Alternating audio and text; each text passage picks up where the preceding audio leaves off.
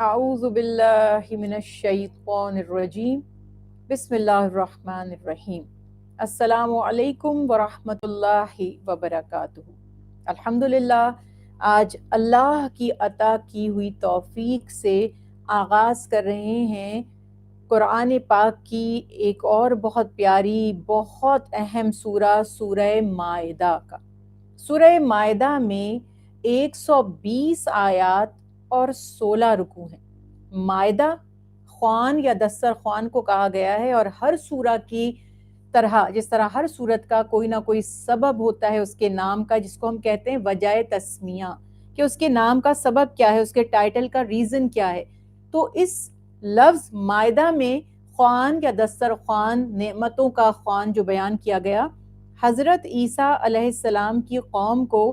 آسمان سے جو خوان عطا کیا گیا تھا، یعنی نعمتیں عطا فرمائی تھی ان کی دعا پہ اللہ تعالیٰ نے، اسی نسبت سے اللہ سبحانہ تعالیٰ نے مقرر فرما دیا، اور اللہ کے پیارے حبیب حضرت محمد مصطفیٰ صلی اللہ علیہ وسلم نے اس سورہ کا نام سورہ مائدہ بیان فرمایا۔ میں ہر دفعہ بتاتی ہوں، اگر کسی کے ذہن میں نہیں ہے تو پھر واضح کر دوں کہ جتنا بھی قرآن پاک نبی کریم صلی اللہ علیہ وسلم پر نازل ہوا ہے، نہ صرف یہ کہ اس کا ایک ایک حرف اللہ سبحانہ و تعالیٰ کی طرف سے ہے، بلکہ سورتوں کے نام بھی اللہ سبحانہ و تعالیٰ کی طرف سے مقرر کیے ہوئے ہیں۔ یعنی ایسا نہیں ہے کہ قرآن پاک نازل ہو گیا اور بعد میں سورتوں کے نام اللہ کے حبیب محمد مصطفیٰ صلی اللہ علیہ وسلم نے مقرر کیے ہوں، بلکہ یہ بھی اللہ کی طرف سے ہی مقرر کیے گئے تھے۔ آغاز کریں گے، بہت اہم اس میں مسائل ہیں، خصوصی طور پر جو حالات ہیں ہمارے آج کل کے، حلال حرام صحیح غلط، اس سے متعلق بہت سے کنفیوژنز ہمیں رہتے ہیں، ہمارے دینی معاملات میں بھی، ہمارے جو سوشل پرابلمز ہیں، سماجی معاملات ہیں، ان میں بھی۔ تو بہت رہنمائی انشاءاللہ ہمیں اس سورہ سے ملے گی۔ ابتدا میں ہی ایک اور چیز بتاتی چلوں کہ اسی سورت کے اس رکوع میں الحمدللہ جو ہم آج پڑھنے جا رہے ہیں، اس میں تکمیل دین کی، یعنی رسول اللہ صلی اللہ علیہ وسلم کی تعلیمات کے مکمل ہونے کی بشارت بھی عطا کی گئی۔ اللہ سبحانہ و تعالی نے دین اسلام کو نبی کریم صلی اللہ علیہ وسلم پر مکمل کر دیا، یعنی وہ دین، وہ تعلیمات، وہ پیغام ہدایت جس کا آغاز آدم علیہ السلام سے ہوا تھا، اور ایک کے بعد ایک رسول اور پیغمبر اللہ سبحانہ و تعالیٰ کی طرف سے زمین پر لوگوں کی ہدایت کے لیے مقرر کیے جاتے رہے،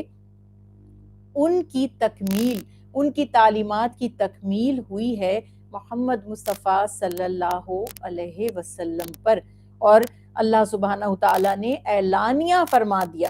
کہ آج دین مکمل کر دیا گیا، الیوم اکملت لکم دینکم۔ یہ آیت انشاءاللہ جب آئے گی تو ہم اس کو تفصیل سے بیان کریں گے۔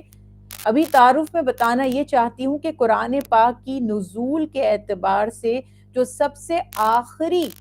آیت ہے وہ یہی آیت ہے جو سورہ مائدہ کے پہلے رکوع میں ہے۔ بہت سے لوگوں کے ذہن میں سوال آتا ہے اور وہ سمجھتے ہیں کہ شاید جس ترتیب سے قرآن پاک مصحف میں، یعنی یہ بک کی فارم میں، کتاب کی شکل میں ہمارے پاس موجود ہے، شاید اسی ترتیب سے نازل ہوا تھا۔ تو ایسا نہیں ہے۔ اللہ سبحانہ تعالیٰ نے جس طرح اللہ کی حکمت تھی، اور یقینی طور پر اللہ سے بہتر جاننے والا، علم و حکمت والا کوئی نہیں، اللہ نے اپنے پیارے حبیب حضرت محمد مصطفیٰ صلی اللہ علیہ وسلم سے جب آپ نے وحی لکھوائی ہے، یعنی قرآن پاک کو لکھنے کا حکم دیا، تو اللہ نے اپنے حکم کے مطابق ترتیب کو رکھا اور پیارے حبیب محمد مصطفیٰ صلی اللہ علیہ وسلم سے بیان فرمایا۔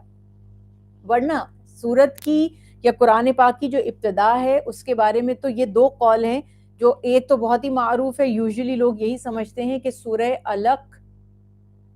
پہلی وحی ہے، پہلی سورہ ہے جو نازل ہوئی، لیکن بہت سے بڑے علماء کرام کی رائے یہ بھی ہے، اصحاب رسول اللہ صلی اللہ علیہ وسلم سے جو ریفرنس انہوں نے لیا ہے، کہ سورہ فاتحہ یعنی الحمد شریف، الحمدللہ رب العالمین، یہ سورت نزول کے اعتبار سے پہلی تھی۔ بہرحال اس میں کوئی اتنی تعجب یا حیرت کی بات نہیں ہے، دونوں تقریباً اول سورتوں میں سے ہیں۔ اور نزول کے اعتبار سے آخری کامل سورہ جو تھی وہ بتائی جاتی ہے سورہ نصر،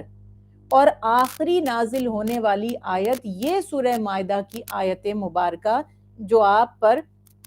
حج کے موقع پر، یعنی جب آپ نے حج فرمایا اور آپ نے اپنی حیات مبارکہ میں ایک ہی حج ادا فرمایا ہے، اسی کو حجۃ الوداع بھی کہتے ہیں۔ یعنی اسی میں آپ صلی اللہ علیہ وسلم نے یہ خبر بھی دے دی تھی کہ اب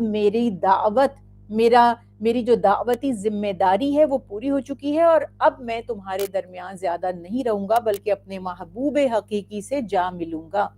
تو یہ بات یاد رکھیے گا کہ اس میں کوئی پریشان ہونے کی، اس میں کنفیوز ہونے کی، یا کسی قسم کے ڈاؤٹس میں یا کسی قسم کی تردد میں آنے کی ضرورت نہیں ہے۔ بالکل ایسا ہی ہے کہ کلام مصطفیٰ جو ہمارے پاس موجود ہے قرآن پاک کی صورت میں، اللہ کا پیغام، وہ قلب اطہر پر تو نازل ہو گیا، لیکن اللہ نے جس طرح چاہا، جیسے چاہا کہ اول میں کیا ہونا چاہیے، پہلے کیا پیغام دینا چاہیے، اس کے بعد کیا دینا چاہیے، تو اس حساب سے اس کا اہتمام فرمایا گیا ہے۔ یہ بات یہاں پر بتانا ضروری تھی جس کا میں نے یہاں پہ تذکرہ کیا ہے۔ اب ہمیشہ کی طرح الحمدللہ سب سے پہلے ہم لفظی ترجمہ پڑھیں گے، سورہ مائدہ پہلا رکوع، اور اس کے بعد ماشاءاللہ اس میں احکامات ہمیں سیکھنے کا بہت موقع ملے گا، تو ہم دیکھیں گے کہ ہم آج پورے رکوع کی تشریح کریں یا اس کو ہم نیکسٹ کلاس میں کنٹینیو بھی کریں گے انشاءاللہ، تاکہ وضاحت کے ساتھ احکامات بیان ہو جائیں۔ اور ایک دفعہ اگر آپ نے ان احکامات کو وضاحت کے ساتھ سمجھ لیا تو پھر بار بار یہ احکامات دہرائے جاتے رہیں گے تو آپ کو زیادہ پریشانی نہیں ہوگی سمجھنے میں۔ آغاز کرتے ہیں اللہ سبحانہ و تعالی کے مبارک نام سے، شروع اللہ کے نام سے جو بہت مہربان اور مستقل محبت یا رحم فرمانے والا ہے۔ یا ایہا، اے، یا ایہا خطاب مخاطب کا صیغہ ہے، الذین وہ لوگ جو اس میں موصولہ کہتے ہیں، یعنی اے وہ لوگو جو آمنو ایمان لائے ہو، یا یوں کہوں کہ ایمان لا چکے ہو، اوفو پورا کرو تم، بالعقودی، بی یہاں پر بعض زائدہ ہے مگر مقصد کہنے کا یہ بتایا گیا، بالعقودی اپنے عہد کو، اس کے اوپر بھی انشاءاللہ تفصیل سے بات کریں گے، وعدوں کو یا اپنے معاہدات کو، اپنے عہد کو پورا کرو۔ احلت حلال کیے گئے ہیں، لکم لا کے لیے، کم تمہارے، تو بیسیکلی دو حروف کا مرکب ہے، لکم کے معنی ہے تمہارے لیے، بہیماتو بے زبان، یا بہیمہ چار پاؤں والے جانوروں کو بھی کہا جاتا ہے، بہیماتو بے زبان، الانعامی چوپائے، الا مگر یا سوائے، ما جو یا جن کا، یتلا تذکرہ کیا گیا، یعنی جو تم پر حکم دیا گیا، تلاوت کی گئی یا تلاوت کی جائے گی، علیکم تمہارے اوپر، غیرہ نہ، محلی حلال جانو، الصیدی صیدی کہتے ہیں شکار کو، و اور انتم جبکہ یا حالانکہ تم، حرومن احرام کی حالت میں ہو۔ کچھ چیزیں اللہ سبحانہ وتعالیٰ نے جن کی حرمت بیان فرمائی، وہاں یہ بھی بتا دیا کہ احرام کی حالت میں شکار کو حلال نہ سمجھو۔ اِنَّا بے شک اللہ تعالی یحکم حکم فرماتے ہیں، ما جو یریدو وہ چاہتے ہیں۔ یا ایھا الذین اے وہ لوگو جو آمنو ایمان لا چکے ہو یا ایمان لائے ہو، لا نہیں، تحلوا بے حرمتی کرو یا حلال جانو، شعائر نشانیاں، شاعر اللہ کی، و اور لا نہ، شہرہ مہینہ، الحرام حرمت والا، یعنی حرمت والے مہینے کی تعظیم کرو، بے حرمتی نہ کرو، و اور لا نہ، الہدیہ حرم میں جو قربانیاں پیش کی جاتی ہیں وہ جو قربانی کے جانور ہوتے ہیں ان کو ہدی یا ہدیہ کہا جا رہا ہے۔ ولا اور نہ القلائد،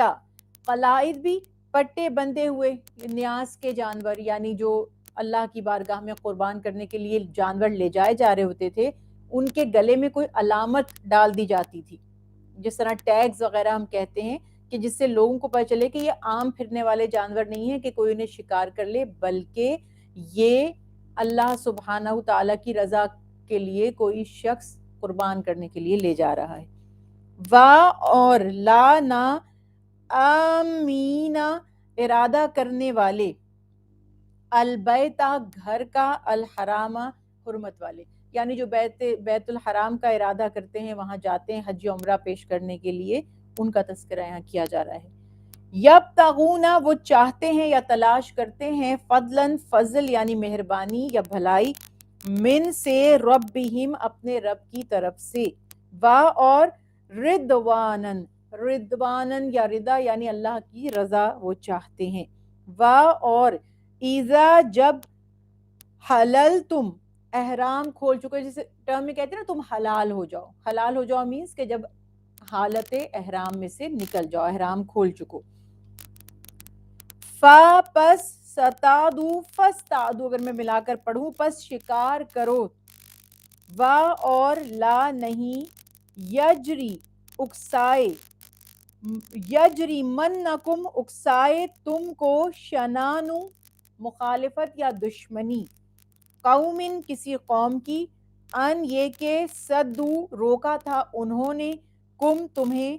ان سے یا کے بارے میں، اور اگر ملا کے پڑھوں ان المسجدی کس چیز سے روکا تھا، مسجد سے، کون سی مسجد، الحرامی مسجد حرام سے، حرمت والی مسجد سے یا کعبے جانے سے روکا تھا، ان یہ کہ تعتدو تم اعتدال سے بڑھ جاؤ یا زیادتی کرو،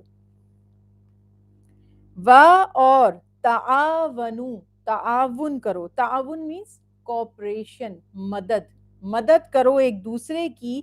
اعلیٰ پر یا اوپر، البری بر کہتے ہیں نیکی یا بھلائی کو، یعنی ہر وہ کام جو اللہ کو پسند ہے، چاہے وہ عبادت ہو یا انسانوں کے مابین اچھے کام، اس کو بر کہا گیا، نیکی، وا اور تقوی و تقوی اور پرہیزگاری، یعنی پرہیزگاری کے کاموں کے لیے تعاون کرو، وا اور لا نہیں، تعاونو مت تعاون کرو، نہ مدد کرو ایک دوسرے کی، علی اوپر، الاسمی اسم کہتے ہیں گناہ کو، وہ کام جو اللہ نے منع فرما دیے، جس کو حرام قرار دے دیا، جو اللہ کے ناپسندیدہ کام ہیں، گناہ کے کام ہیں، وا اور العدوانی زیادتی یعنی ظلم یا زیادتی، کسی کے ساتھ برائی کرنا، وا اور اتقو خبردار ہو جاؤ، اللہ اللہ سے، یا یوں کہوں اتقوا اللہ اللہ کا تقوی اختیار کرو، انا بے شک اللہ اللہ تعالی شدید سخت ہیں، العقابی سزا یا عذاب دینے میں، یعنی اللہ سبحانہ تعالیٰ کا تقوی اختیار کرو، دوسری صورت میں یاد رکھو کہ اللہ سخت پکڑ فرمانے والے یا سزا دینے والے ہیں۔ حرمت حرام کر دیا گیا ہے، علیکم تمہارے اوپر، یعنی اے لوگو تم پر، المیتۃ مردار، میتا جس کی روح نکل گئی، میت جیسے ہم کہتے ہیں نا ڈیڈ، جو جس کی ڈیتھ ہو چکی ہے، جو مر چکا ہے، وا اور دم خون، وا اور لحم گوشت، الخنزیری خنزیر کا، وا اور ما جو یا وہ جانور جو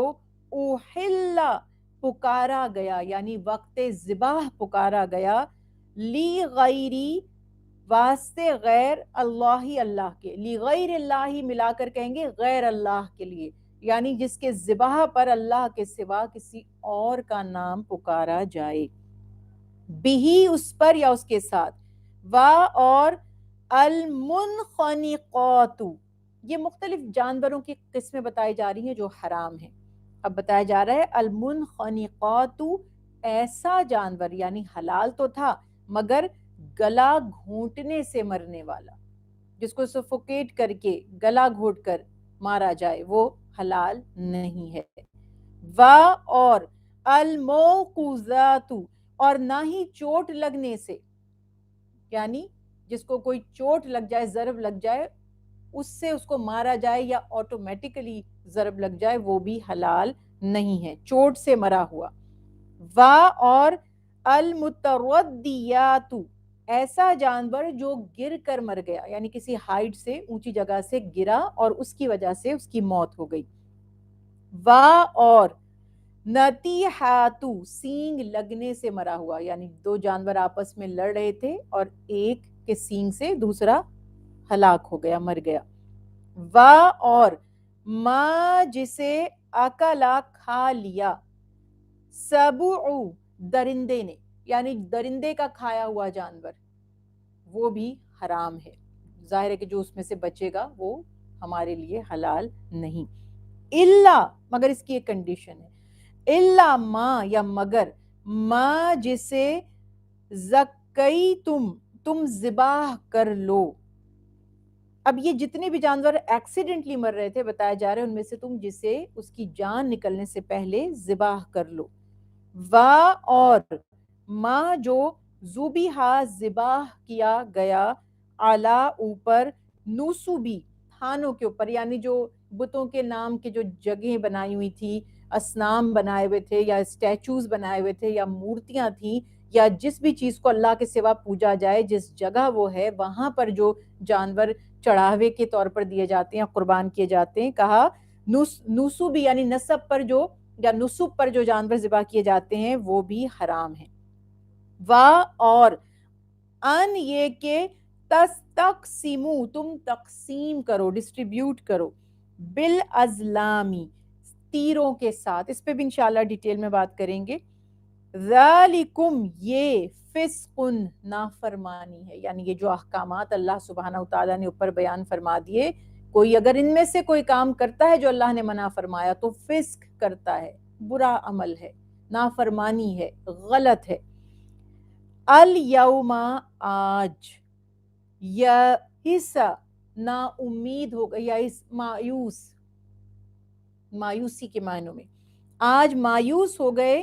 یا نا امید ہو گئے، الذین وہ لوگ جو کفروا جنہوں نے کفر کیا، جو کافر ہوئے، من سے دینکم تمہارے دین سے، فلا پس نہیں، تخشو خشیت سے یہ لفظ ہے، مت ڈرو، خوف مت کرو، مت جھکو۔ اچھا یہ خشوع کے معنوں میں بھی ہے، جھک جانا، جھک جانے کے بھی معنی کیا ہیں؟ کسی سے جھک گئے، مرعوب ہو گئے، کہتے ہیں نا امپریس ہو گئے، تو وہ جھک جانا کسی کے آگے، دب جانا، اس کی طاقت کا، اس کی پریزنس کا اعتراف کرنا۔ اللہ سبحانہ وتعالیٰ فرما رہے ہیں کہ آج کافر تمہارے دین سے مایوس ہو گئے، ان کے آگے مت جھکو، ہم ان کے، اور اخشونی میرے آگے جھکو، میرا خشوع اختیار کرو، مجھ سے ڈرو۔ اب یہاں ڈرنے کے معنوں میں بھی اس کو مختلف لوگوں نے ترجمہ کیا، اصل میں خشوع کے معنی ہوتے ہیں جھک جانا، عاجزی کرنا، یعنی میرے آگے عاجز بنو۔ اب یہ جو ہم بات کر رہے تھے آخری آیت قرآن پاک کی، الیوم مینز یوم تو دن کو کہتے ہیں نا، ڈیز، الیوم آج کے دن، ٹوڈے جس طرح آپ کہیں آج، اکملتو کامل سے یا مکمل سے، اکملتو کامل کر دیا یا مکمل کر دیا، تو کے معنی اللہ سبحانہ وتعالیٰ، یعنی یہ واحد متکلم کا صیغہ ہے، اکملتو میں نے مکمل کر دیا، کس نے؟ میں نے سے مراد اللہ سبحانہ وتعالیٰ نے، لکم تمہارے لیے، دینکم تمہارے دین کو، اور اتممتو پوری کر دی، تمام کر دی، میں نے یعنی اللہ نے، علیکم، علی اور کم دو حروف کا مرکب، علی معنی پر یا اوپر، اور کم تم سب، یہ جمع مخاطب کا صیغہ ہے، تم سب پر، نعمتی اپنی نعمت۔ دیکھیے نعمت کے معنی نعمت، اور یہ جو چھوٹی یا آپ کو نظر آ رہی ہے یہ بھی واحد متکلم کا صیغہ، جیسے میں کہوں کتاب کتاب اور میں کہوں کتابی میری کتاب، تو اللہ سبحانہ وتعالیٰ فرما رہے ہیں نعمتی میری نعمت، یعنی میں نے اپنی نعمت تم پر تمام کی، اور ردیتو میں راضی ہو گیا، رضا رضا جو ہم بولتے ہیں، خوشنودی، رضا پسندیدگی، اللہ سبحانہ وتعالیٰ فرما رہے میں نے پسند کر لیا، میں راضی ہو گیا، لکم تمہارے لیے، الاسلام اسلام، دینن دین کو، یعنی میں نے تمہارے لیے جو دین پسند کیا ہے وہ صرف اسلام ہے۔ فا پس من جو، ملا کے پڑھوں گی، فمنی، اور اترا ہے فمنی ترا، تو کنفیوز مت ہوئیے گا، فمن کے معنی پس جو، اترا مجبور ہو جائے، ضرر میں تکلیف میں ہے، بے بس ہے، فی میں مخمصاتن بھوک کی شدت سے، یعنی بھوک کے کرب میں ہے، اضطراب میں ہے، تکلیف میں ہے، غیرہ نہ، متجانفن، متجانفن جھکاؤ نہیں ہے اس کا، جھکنے والا نہیں ہے، الاسم گناہ کی طرف، فَإِنَّا پس بے شک، اللہ اللہ تعالی، غفور بخشنے والا، رحیم اور مہربانی فرمانے والا ہے۔ یسألونکا، اے حبیب صلی اللہ علیہ وسلم، وہ آپ صلی اللہ علیہ وسلم سے سوال کرتے ہیں یا پوچھتے ہیں، ماذا، آپ سے پوچھتے ہیں کہ کیا، اوحلا حلال کیا گیا ہے، لہم ان کے لیے، قل آپ صلی اللہ علیہ وسلم فرما دیجئے، اوحلا حلال کی گئی ہیں، لکم تمہارے لیے، الطیبات پاک چیزیں، یعنی جو سب سے زیادہ صاف ستھری ہیں، پاک ہیں، اور ما جو، علم تم سکھایا تم کو، من سے، یعنی جو تم نے سکھائے ہوئے یا سکھایا تم نے، من سے، الجوارحی زخمی کرنے والے، جیسے ہم کہتے ہیں نا کہ زخم اس سے یہ بنا ہے، زخمی کرنے والے، مکلبینا شکار سکھائے ہوئے جانور، اس کو بعض لوگوں نے اس سے مراد کلب، عربی زبان میں ڈنڈے والا کاف، لام با، کلب، ڈاگز کو بھی کہتے ہیں، کتوں کو، تو یہ بتایا جا رہا ہے کہ جو شکاری جانور ہیں، سدھائے ہوئے ہیں، سکھائے ہوئے ہیں، تو علمونہن سکھاتے ہو تم انہیں، یعنی جن کی تم نے تربیت کی ہوئی ہے، وہ ٹرینڈ ہے شکار کے لیے، مما اس سے جو، علمکمو سکھایا ہے تمہیں، اللہ نے، یعنی اللہ کے حکم کے مطابق جو سکھایا گیا ہے وہ، فَكُلُوا پس کھاؤ تم، مما اس میں سے جو، امسکنا روک رکھیں وہ، یعنی وہ شکاری جانور، علیکم تمہارے اوپر، یعنی جو تمہارے لیے وہ چھوڑ دیں، اگر انہوں نے شکار کو پکڑا ہے اور کچھ ان کے دانتوں میں حصہ آ گیا ہے، اس کے سوا جو وہ تمہارے لیے لے کر آ جائیں، وَذْكُرُوا اور ذکر کرو یا یاد کرو تم، اسما نام، وَذْكُرُوا اسما یعنی تم نام لو، اللہ کا، علیہ اس پر، یعنی اللہ سبحانہ وتعالیٰ کو یاد کرو، اللہ کا ذکر کرو جو شکاری جانور شکار کر کے تمہارے پاس لایا ہے اس پر، وَاتَّقُوا اور خبردار رہو، کانشیس رہو، اللہ سے، اِنَّا بے شک، اللہ سبحانہ وتعالی، سریع بہت جلد لینے والے ہیں، الحسابی حساب، سریع الحساب یعنی بہت جلد حساب لینے والے ہیں، الیوم آج کے دن، احلا حلال کر دی گئی ہیں، لکم تمہارے لیے، طیبات پاک چیزیں، اور طعام کھانا، الذین ان لوگوں کا جو، اوتو جنہیں دی گئی یا جو دیے گئے، الکتاب کتاب، یعنی اہل کتاب کا کھانا تمہارے لیے حلال ہے، حل حلال ہے، لکم تمہارے لیے، اور طعامکم طعام یعنی کھانا، کم تمہارا اور تمہارا کھانا، حل حلال ہے، لہم ان کے لیے،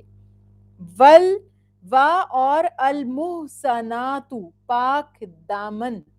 من سے المؤمناتی ایمان والی عورتیں، وا اور المحصنات پاک دامن، من سے الذین ان سے جو اوتو دیے گئے ہیں الکتاب کتاب، یعنی اہل کتاب کی خواتین، من سے قبلکم تم سے پہلے، اذا جب آتیتو، اچھا اب یہاں پر دیکھیے گا، یہ حکم پر ہم ڈیٹیل میں بعد میں بات کریں گے، اذا جب آتیتمو ہن، جب تم دے دو، ہنہ کی ضمیر جو ہے خواتین کی طرف یعنی عورتوں کی طرف ہے، جمع مؤنث مخاطب کا صیغہ ہے، جمع مؤنث غائب کا صیغہ ہے ہنہ، وہ سب یعنی وہ سب عورتیں، جب تم دے دو ان سب عورتوں کو کیا، اجورا، اجور سے مراد مہر ہے یہاں پر، جو نکاح کے وقت مرد کی طرف سے بیوی کو دیا جاتا ہے، ہنہ پھر وہی ہنہ وہ سب عورتیں، جمع مؤنث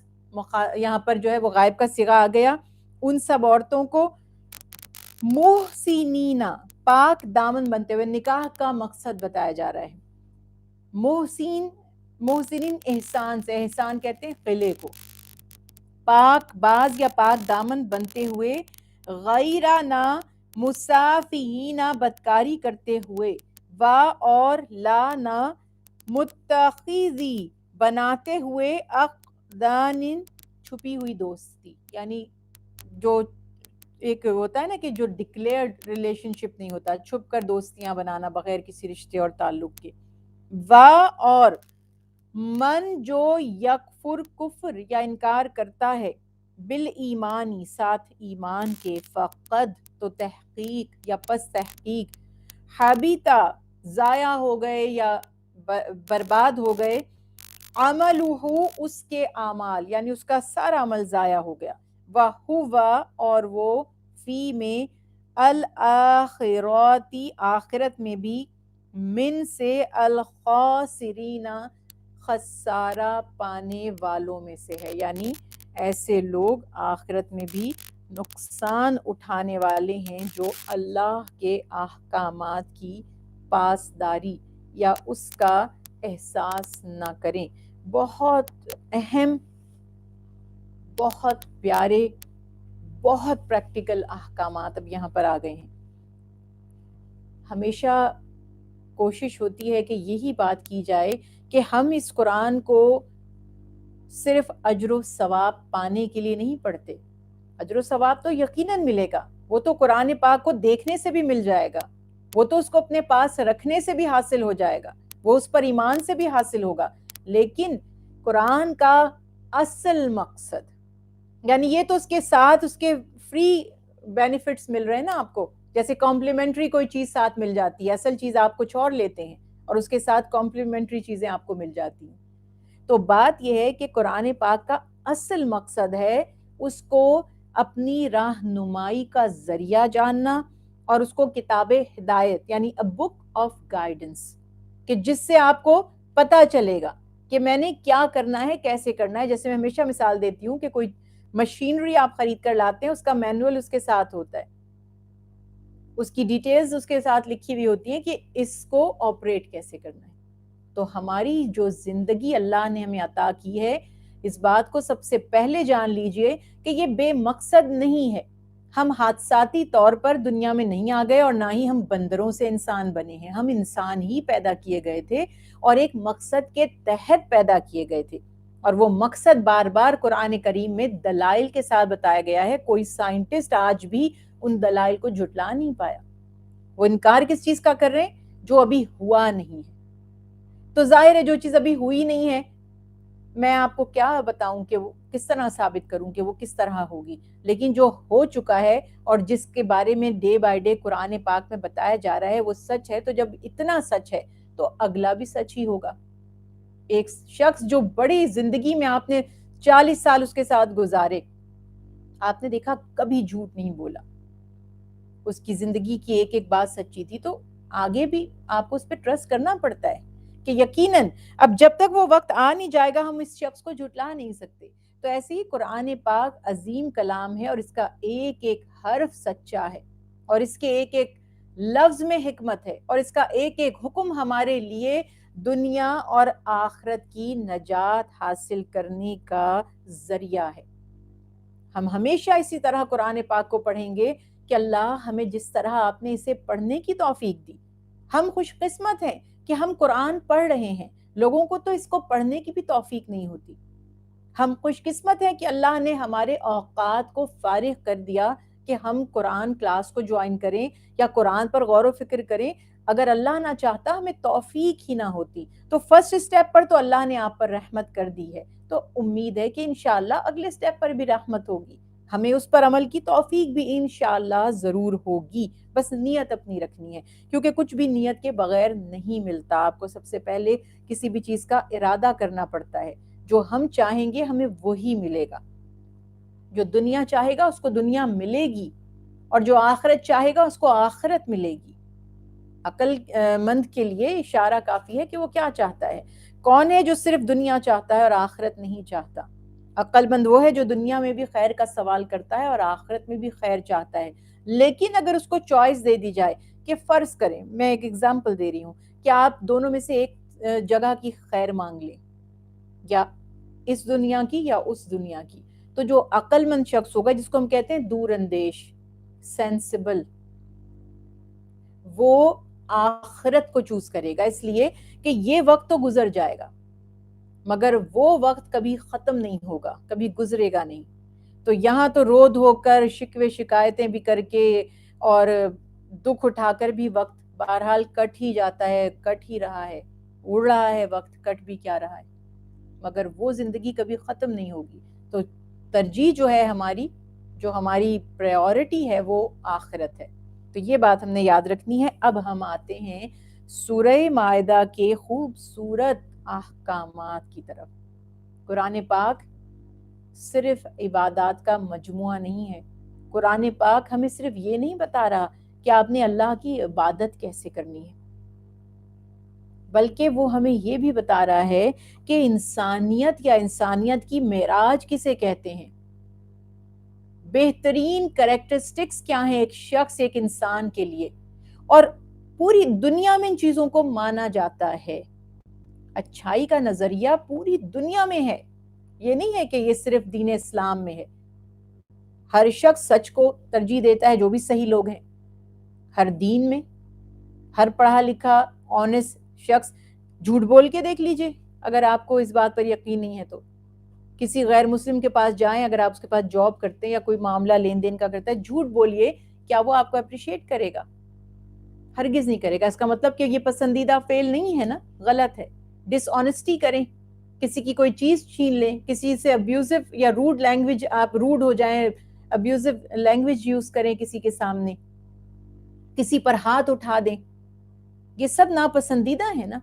تو یہ پوری دنیا میں ناپسندیدہ ہے۔ اس کا مطلب کہ اسلام دین فطرت ہے، اور سب سے زیادہ اسی میں ہمیں بار بار تاکید کی جا رہی ہے، ہمیں احکامات دیے جا رہے ہیں۔ اور سورہ مائدہ کی پہلی آیت میں ہی کیا عظیم حکم ہے۔ بسم اللہ الرحمن الرحیم۔ اللہ سبحانہ وتعالیٰ فرماتے ہیں، یا ایھا الذین آمنوا اوفوا بالعقود، اے ایمان والو اپنے عہد کی پابندی کرو، پاسداری کرو۔ دین اسلام میں ایفائے عہد یا معاہدوں کی پابندی بے پناہ اہمیت کی حامل ہے۔ جو ہم ایک دوسرے سے وعدہ کرتے ہیں اس کے بارے میں بھی، اور جو وعدہ ہم نے اللہ سے کیا ہے اس کے بارے میں بھی، نبی کریم صلی اللہ علیہ وسلم نے فرمایا کہ اس کا کوئی دین ہی نہیں ہے، لا دینا لمن لا احد لہ، اس کا کوئی دین ہی نہیں ہے جو وعدے کو پورا نہیں کرتا۔ یہ ہے دین اسلام۔ یہاں ایک ایک وصف کی اتنی خوبی، اتنی جو ہے وہ تاکید ہے، اور عقود کا لفظ کہہ کے پہلا حکم یہاں پر یہ آ گیا کہ اے ایمان والو اپنے عہد کو پورا کرو۔ اب اس پہ علماء کرام نے بہت سی مختلف ایگزامپلز پیش کی ہیں۔ عقود کیا ہے؟ عقد بیسیکلی کہتے ہیں گراہ باندھنے کو، آپ نے سنا ہوگا نکاح کو بھی عقد کہتے ہیں، وہ اس کے عقد میں آ گئی۔ تو بیسٹ یہاں پر جو ہمیں سمجھنا ہے وہ یہ ہے کہ کسی سے بھی، چاہے وہ اللہ سبحانہ تعالیٰ سے ہو یا بندوں کا آپس میں، جو ہم کمٹمنٹ کر لیتے ہیں، جس چیز کا ہم اپنے ہوش و حواس میں اعتراف کر لیتے ہیں، اس کا تذکرہ یہاں پر کیا جا رہا ہے، اور اللہ سبحانہ تعالیٰ ارشاد فرما رہے ہیں کہ یہ ایمان کا بنیادی تقاضا ہے، اور جو بد عہدی ہے تو دراصل وہ ایمان کے خلاف ہے۔ اسی طرح اللہ کے حبیب نے بھی فرمایا، ہم نے ایک عہد اللہ سے کیا۔ سب سے مین سمپل عہد کیا کیا ہے ہم نے اللہ سے؟ کوئی بھی شخص، دیکھیے انسان زندگی اپنی مرضی سے گزار سکتا ہے، آج اس کو فریڈم آف سپیچ بھی ہے، اس کو یہ آزادی بھی ہے کہ وہ جو چاہے راستہ یعنی مذہب اختیار کر لے، وہ اپنے گھر میں جس کی مرضی عبادت کرے، وہ کسی کی عبادت نہ کرے، کوئی قانون اس کو پابند نہیں کر رہا۔ لیکن ہر سوسائٹی میں، ہر ملک میں کچھ قوانین بنائے جاتے ہیں، وہ قوانین عام طور پر ڈسپلن رکھنے کے لیے، دوسروں کی حق تلفی سے روکنے کے لیے، ظلم اور بربریت سے اور فتنے اور فساد سے روکنے کے لیے بنائے جاتے ہیں۔ مثلا آپ نے نماز پڑھی نہیں پڑھی، آپ چرچ گئے نہیں گئے، آپ مندر میں جاتے ہیں یا نہیں جاتے، آپ ٹیمپل میں جاتے نہیں جاتے، اس پر تو آپ کو کوئی پنش نہیں کرے گا۔ لیکن اگر آپ نے کسی کی چوری کر لی، اگر آپ نے کسی کو تکلیف حادثاتی طور پر بھی، چاہے آپ سے کوئی ایکسیڈنٹ بھی ہو جاتا ہے، یا آپ نے ڈیلیبریٹلی بھی کسی پر تشدد کیا ہے، یا کسی کو خدا نخواستہ قتل کر دیا ہے، تو تب کوئی یہ نہیں کہے گا ٹھیک ہے آپ کی مرضی تھی، جو آپ کو صحیح لگا آپ نے کیا۔ تب آپ سے سوال کیا جائے گا۔ اسی طرح سے ہم بظاہر فری نظر آ کر بھی فری نہیں ہیں، ہم پابند ہیں، اور یہ پابندی ہی انسان کو انسان بناتی ہے۔ اگر انسان اپنے اوپر یہ پابندیاں نہ لگائے تو وہ جانوروں اور درندوں سے بھی بدتر ہو جاتا ہے۔ میرا دل چاہ رہا ہے میں تیز اسپیڈ میں جاؤں، چاہے میرے آگے کوئی گاڑی آئے، کوئی آئے، اڑاتے ہوئے سب کو نکل جاؤں، یہ میرا دل چاہ رہا ہے۔ لیکن فوراً مجھے احساس ہوا کہ اگر میں نے ایسا کیا تو مجھے سزا بھگتنی پڑے گی، اور سزا کی نوعیت کچھ بھی ہو سکتی ہے ظاہر جرم کے اعتبار سے۔ اب میں نے اپنے جذبات کو، اپنی سوچ کو، جو میں کرنا چاہتی تھی، قابو میں کر لیا کہ نہیں، یہ مجھے اجازت نہیں ہے کرنے کی۔ میرا دل چاہ رہا تھا کہ اس شخص کے پاس بڑی دولت ہے، جاؤں اور جا کے ساری چھین کر لے آؤں۔ بہت اچھا آئیڈیا ہے، بیٹھے بٹھائے آپ کے پاس بغیر محنت کے آ جائے گا۔ اس نے بیچارے نے پتہ نہیں کتنے سال جدوجہد کی ہو، محنت سے وہ رقم حاصل کی ہو، کمایا ہو، ہم نے ایک ہی لمحے میں اس سے چھینا اور اٹھا کر، یا چرایا اور اٹھا کر لے آئے۔ ہمیں یہ کرنے کی اجازت قانون نہیں دے گا، کیونکہ وہ مال ہمارا نہیں تھا، اس پر ہمارا حق نہیں تھا۔ اگین پابندی ہے، چھوٹی چھوٹی چیزوں میں پابندی ہے۔ ہمارے اٹھنے بیٹھنے، آج کل ماسک کے بغیر بہت جگہوں لکھا ہوتا ہے کہ نو ماسک نو انٹری۔ اب آپ کے، میرا دل نہیں چاہ رہا ماسک لگانے کا، تو ٹھیک ہے آپ اپنے گھر میں بیٹھیے، آپ کو اس جگہ انٹر ہونے کی اجازت نہیں ہے، کیونکہ انہوں نے یہ رول بنایا ہے کہ آپ وداؤٹ ماسک انٹر نہیں ہو سکتے۔ اب تو ویکسین پر بھی پابندیاں آ گئی ہیں، بغیر ویکسین لگوائے آپ ٹریول نہیں کر سکتے، چھوٹی چھوٹی جگہوں پر آپ پبلک پلیسز پر نہیں جا سکتے، آپ ریسٹورنٹس میں کھانا کھانے نہیں جا سکتے، ایٹسیٹرا۔ میں کہتی ہوں بھائی مجھے نہیں لگوانی ویکسین، میری مرضی ہے، میری جان ہے، میں جو چاہوں اپنی جان کے ساتھ کروں، میں بیمار ہوں یا میں جیوں یا میں مروں، لیکن ایسا میں نہیں کر سکتی۔ اپنی تمام تر شخصی آزادی کے باوجود مجھ پر کچھ پابندیاں ہیں جنہیں مجھے فالو کرنا پڑے گا، ورنہ پھر مجھے گھر میں بند ہو کر بیٹھنا پڑے گا، مجھے کوئی سروسز نہیں ملیں گی۔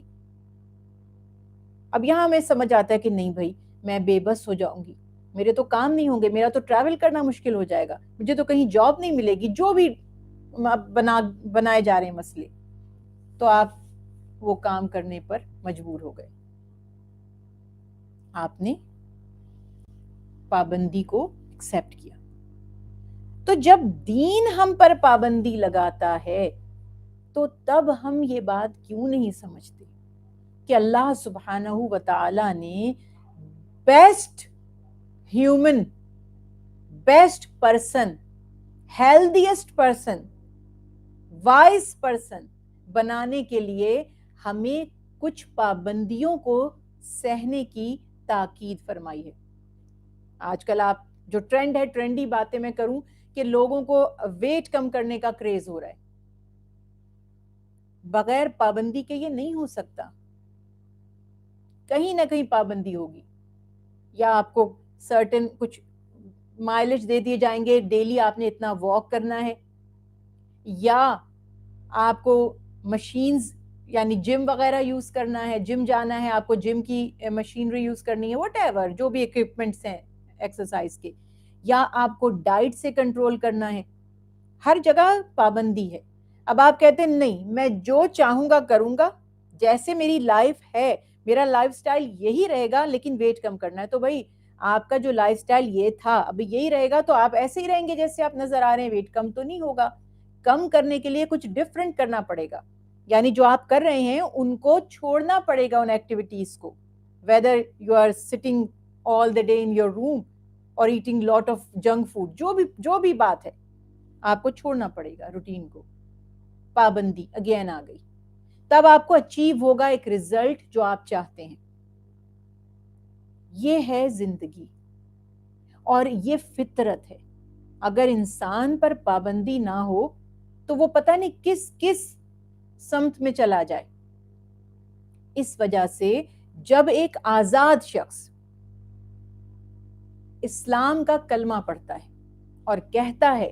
لا الہ الا اللہ محمد الرسول اللہ،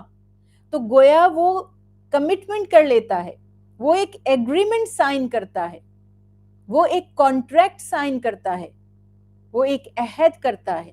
کہ میں اللہ سبحانہ و تعالی کو، جو ساری کائنات کا خالق مالک ہے، میں اللہ پر ایمان لایا ہوں، انہی کو اپنا الہ یعنی معبود مانتا ہوں۔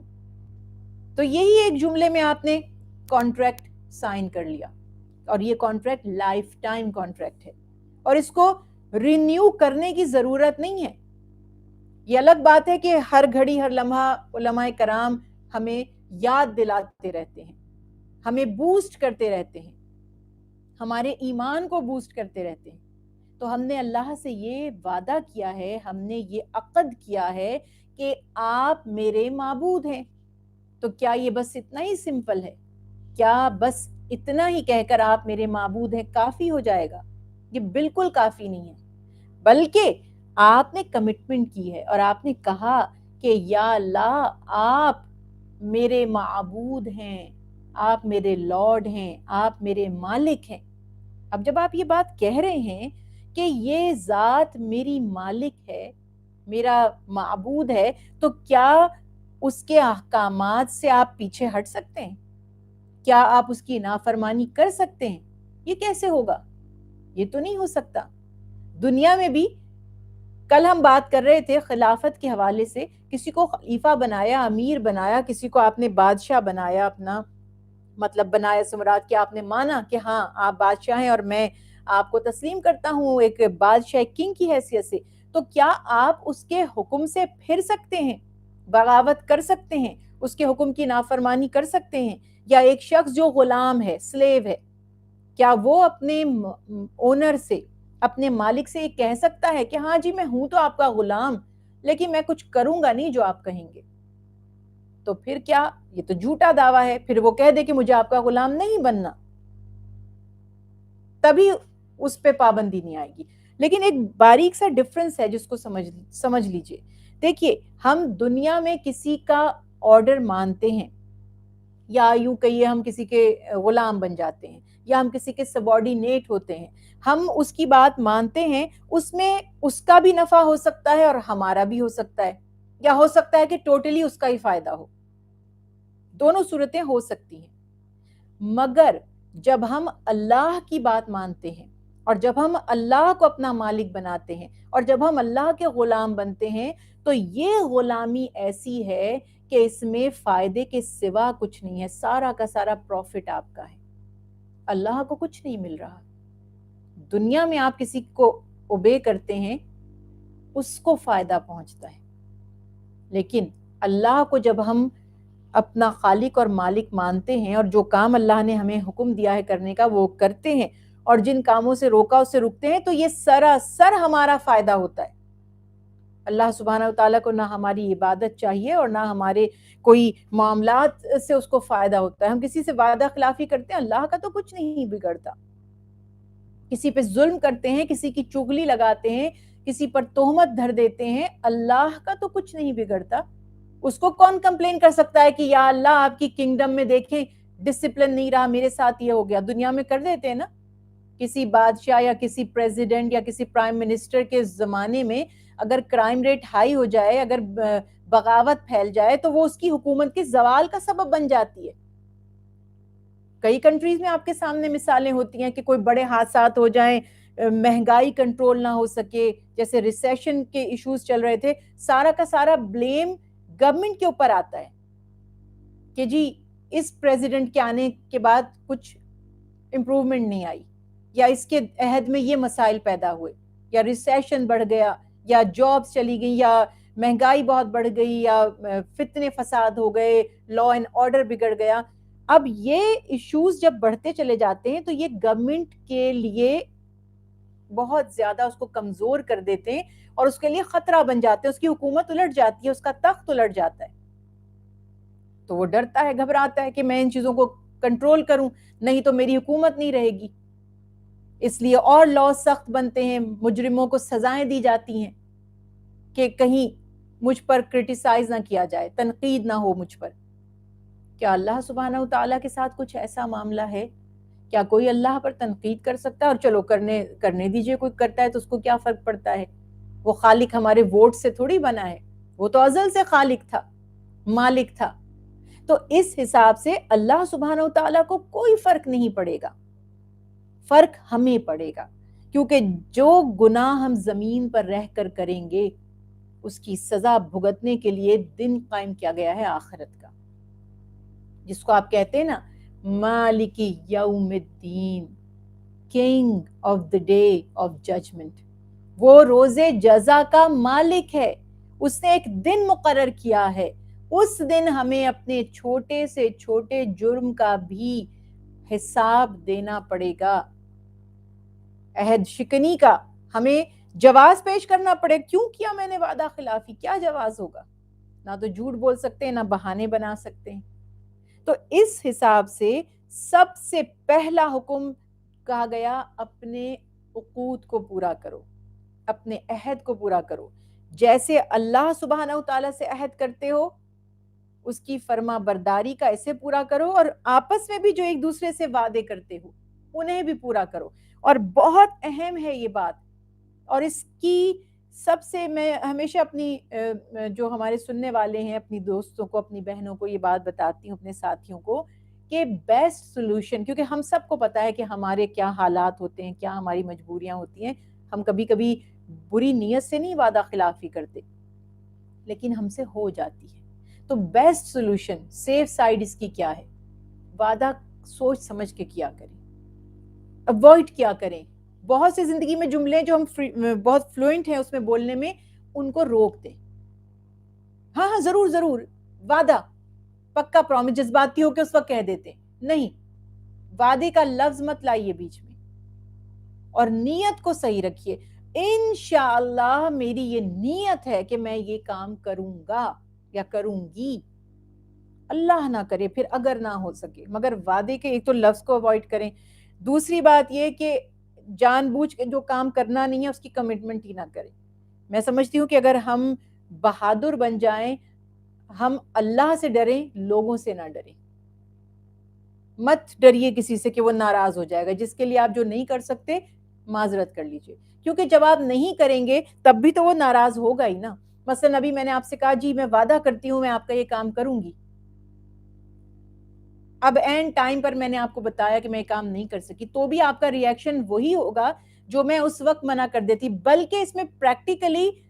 زیادہ زیادتی کرتے ہیں ہم دوسروں سے. اگر میں آپ کو اس وقت منع کر دوں تو آپ کوئی نہ کوئی اس کا سلوشن نکالیں گی، کوئی نہ کوئی آپ اس کا دوسرا راستہ دیکھیں گے کہ بھائی یہ ان کی طرف سے تو امید نہیں ہے، تو چلو ہم دیکھتے ہیں کہ ہمیں یہ کام کیسے کرنا ہے. لیکن جب ہم دوسرے کو آس لگا دیتے ہیں نا اور اس کو بٹھا دیتے ہیں اپنے لیے اور پھر ہم بھی کام نہیں کرتے، تو جب اینڈ ٹائم پر اس کو پتا چلتا ہے تو پھر اس کے اندر سے پیشنس بھی ختم ہو جاتا ہے. اور وہ بے شک آپ جینوئنلی آپ کے ساتھ واقعی کوئی ایسی بات ہو گئی کہ آپ وعدہ پورا نہیں کر سکے، لیکن دوسرا بگڑ جاتا ہے، وہ ریئلائز نہیں کرتا کہ واقعی آپ کے ساتھ کوئی مجبوری ہو گئی ہوگی. اس لیے بہترین طریقہ یہ ہے کہ جس میں آپ کو تھوڑا سا بھی ڈاؤٹ ہو کہ آپ یہ کام کر سکیں گے یا نہیں، تو کمٹمنٹ ہرگز ہرگز مت کریں، اپنی آخرت کو لوگوں کے ڈر سے خراب نہ کریں. اور پیارے آقا حضرت محمد مصطفیٰ صلی اللہ علیہ وسلم کی بڑی پیاری حدیث مبارکہ ہے، آپ نے فرمایا بہت ہی بدقسمت ہے وہ شخص اور بہت ہی بدبخت ہے وہ شخص جو لوگوں کی دنیا کے لیے اپنی آخرت کو برباد کرتا ہے.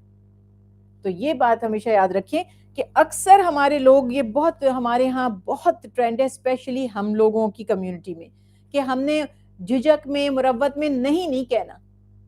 اور بعد میں ہم سے کام ہوتے نہیں ہیں دوسروں کے، اور ہم دوسروں کا بھی ٹائم ضائع کرتے ہیں. تو اس وجہ سے بالکل اسٹریٹ فارورڈ ہو جائیں، ہمت کریں، اور جو کام کسی کا نہیں کر سکتے وہ کمٹمنٹ نہ کریں. اور دوسرا پہلو اس کا یہ ہے کہ اپنی ذات سے کوشش آپ کی ہونی چاہیے کہ میں دوسروں کا بھلا کروں. یہ میں نے آپ کو یہ سولوشن نہیں بتایا کہ کبھی زندگی میں کسی کے کام ہی مت آئیں. عرض کرنے کا مقصد یہ ہے کہ جہاں آپ کو ڈاؤٹ ہے کہ پتہ نہیں میں کر پاؤں یا نہ کر پاؤں، تو وعدہ مت کیجئے، مگر نیت آپ کی پوری خلوص کے ساتھ ہونی چاہیے کہ میں یہ کام کر دوں، کیونکہ بہترین انسان وہ ہے جس سے دوسرے انسانوں کو کوئی فائدہ پہنچے. اسی طرح سے یہاں پہ بتایا گیا کہ تم اللہ کا عہد پورا کرو، یعنی جب تم عہد کرو وہ پورا کرو. اور بار بار قرآن پاک میں عہد شکنی سے منع کیا گیا. اب جو بات ہم کر رہے تھے کہ عقود جسے کہا گیا ہے، خاص طور پر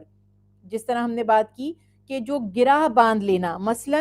آپس میں کمٹمنٹ کر لینا، اس میں علماء کرام نے فرمایا کہ جو اللہ تعالیٰ سے عہد ہوا ہے وہ بھی عقد ہے، جس میں نظر بھی داخل ہے. نظر مان لیتے ہیں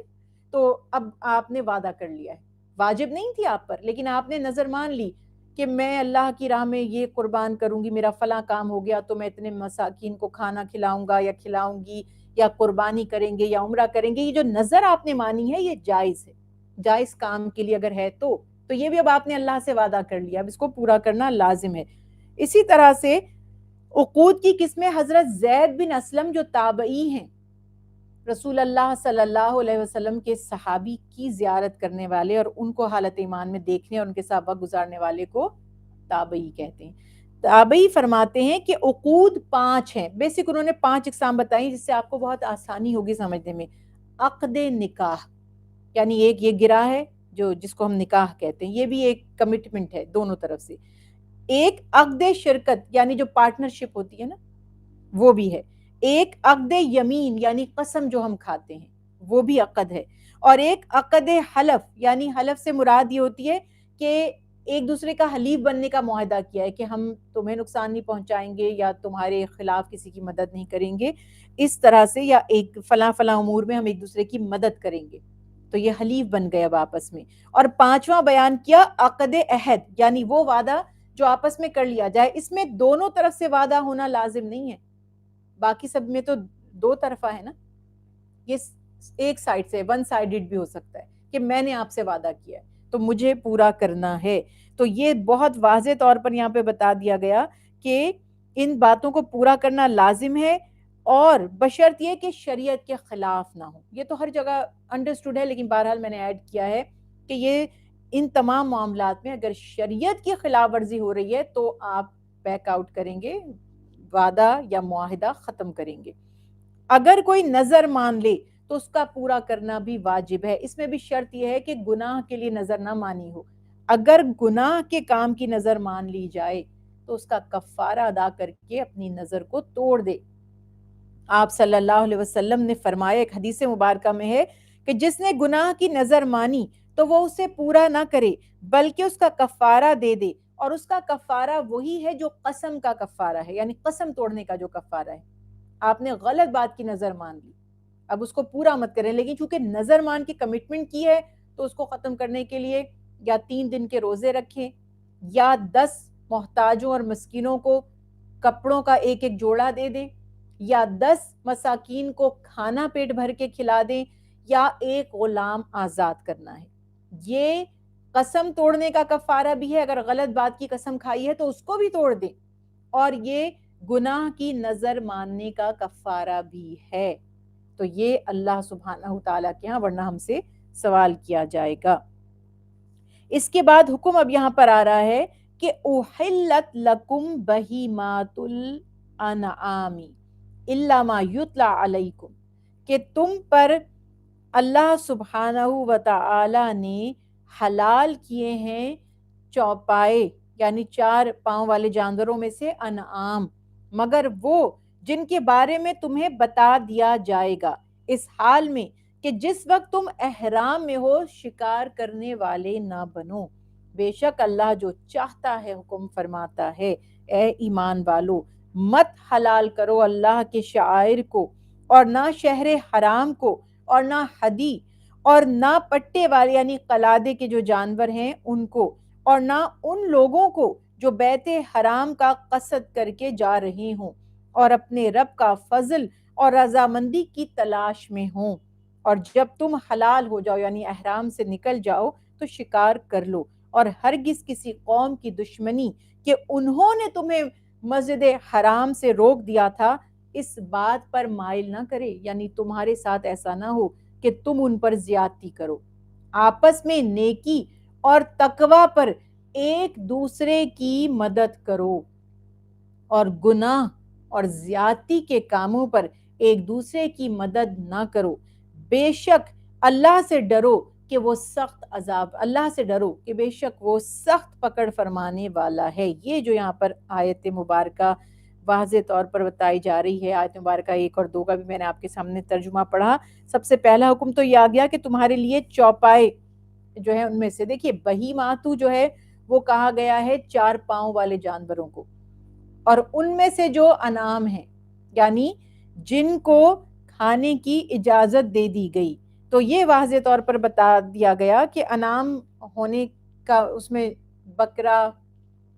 اور اوبیسلی بکرا بکری ہے، اونٹ ہے، گائے ہے، بیل ہے، یہ تمام جانور جو اللہ سبحانہ تعالیٰ نے ہمارے لیے حلال فرمائے۔ بہت آسان اس کا طریقہ بھی بتایا جاتا ہے کہ بھئی جگالی کرنے والے جو جانور ہیں 4 پاؤں والے جانوروں میں سے وہ سب حلال کر دیے گئے، اور جن جانوروں پر انعام کا اطلاق نہیں ہوتا لیکن وہ شکل و صورت میں انعام کی طرح مثلا ہرن، نیل گائے وغیرہ، تو ان کا حلال ہونا بھی اس کی اجازت دے دی گئی، اور اس لیے اللہ سبحانہ تعالیٰ نے لفظ بہیماتو انعام کہہ کر خطاب فرمایا تاکہ واضح طور پر پتہ چل جائے کہ مشابہت ان میں جن چیزوں میں ہے۔ اب اگر چیر پھاڑ کے کھانے والے جانور، جیسا شیر ہے چیر پھاڑ کر جانوروں کو کھانے والا ہے، تو ایسے جانور حلال نہیں، جبکہ وہ بھی 4 پاؤں والا جانور ہے۔ تو اس طرح اللہ سبحانہ تعالیٰ نے بہت آسانی کے ساتھ ہمارے لیے احکامات بیان فرما دی، اور فرمایا کہ جو وحشی جانور ہیں جن کا شکار کیا جاتا ہے وہ بھی اس میں سے جو جن کی حلت ہے اس کا بھی طریقہ بیان کر دیا گیا کہ اس سے شکار کی اجازت معلوم ہو گئی، اور اس کے بعد پھر فرمایا کہ جب تم احرام کی حالت میں ہو تو شکار کرنا منع ہے، چاہے وہ حج کا احرام ہو چاہے عمرے کا احرام ہو۔ اس کے ساتھ پھر فرما دیا کہ جب تم حالت احرام میں سے نکل جاؤ تو تمہارے لیے شکار کرنا جائز ہے، مگر اس میں یاد رکھیے کہ یہ حدود حرم میں تو چاہے احرام کی حالت میں ہو یا نہ ہو، حرم کی حدود میں شکار جائز نہیں ہے، اس کے سوا اجازت عطا فرمائی گئی۔ اور یہ بھی فرما دیا کہ اللہ سبحانہ و تعالی جیسے چاہتے ہیں حکم فرماتے ہیں۔ اب یہاں پھر وہی بات آ گئی کہ جو ہمارے لیے بہتر ہے۔ دیکھیے بار بار ہر چیز کی حکمت اور ریزن بتانا کیا ضروری ہے؟ میں آپ کو اس کی انسانوں سے مثال دیتی ہوں۔ اگر ہم کسی کے ساتھ رہتے ہیں، ہمارا کوئی بڑا ہے، کوئی بزرگ ہے، کوئی ہمارا گارجین ہے، ہمارا سرپرست ہے، اور ہم دیکھتے ہیں کہ وہ ایک ایک قدم پر ہمیں بالکل صحیح گائیڈ کرتا ہے اور ہماری رہنمائی کرتا ہے، تو پوری مطلب ایک لمبے عرصے ہم اس کے ساتھ رہ رہے ہیں، تو کیا ہر دفعہ ہمیں اس سے یہ پوچھنا ضروری ہے کہ یہ آپ نے مجھے کیوں کہا؟ ایسا کام کرنے کے لیے کیوں کہا, یہ چیز چوز کرنے کے لیے کیوں کہا. اکثر بچوں کو ہم یہ بات سمجھاتے ہیں نا, اپنے اسٹوڈنٹس کو, اپنے بچوں کو, کبھی کبھی وہ سوال کرتے ہیں کہ آپ نے ہمیں اس چیز سے کیوں روکا, یا آپ نے یہ کام کرنے کا کیوں حکم دیا. تو ہم کہتے ہیں کہ بھئی یہ ریزن تھا. اور کبھی کبھی ہم کہتے ہیں کہ آپ کو ہم پر ٹرسٹ ہونا چاہیے کہ ہم نے جس چیز سے منع کیا ہے اس میں کوئی آپ کا بھلا ہوگا, جس چیز کے کرنے کا حکم دیا اس میں آپ کی کوئی بھلائی ہوگی, اسی میں آپ کی کوئی بھلائی ہوگی کہ آپ وہ کام کریں یا نہ کریں جو ہم نے کہا. تو اب آپ بار بار اس چیز کو ڈیٹیل میں ایکسپلین کرنا نہیں چاہتے. اللہ پر ایمان پھر کیا ہے؟ یہی تو ایمان بالغیب ہے. اس کے باوجود دلائل موجود ہیں. یہ ایمان بالغیب تو ضرور ہے, لیکن یہ اندھا اعتماد نہیں ہے, اس کے ساتھ دلیل ہے, اس کے ساتھ لاجکس ہیں. تو اس وجہ سے بتایا جا رہا ہے کہ اللہ سبحانہ وتعالیٰ بہتر جانتے ہیں کہ انہوں نے تمہارے لیے کیا حکم دیا. قرآن پاک میں تو اللہ نے فرما دیا نا کہ تمہارے ہی لیے ہر چیز پیدا کی ہے. تو اب اللہ نے جب ہر چیز ہمارے لیے پیدا فرمائی ہے,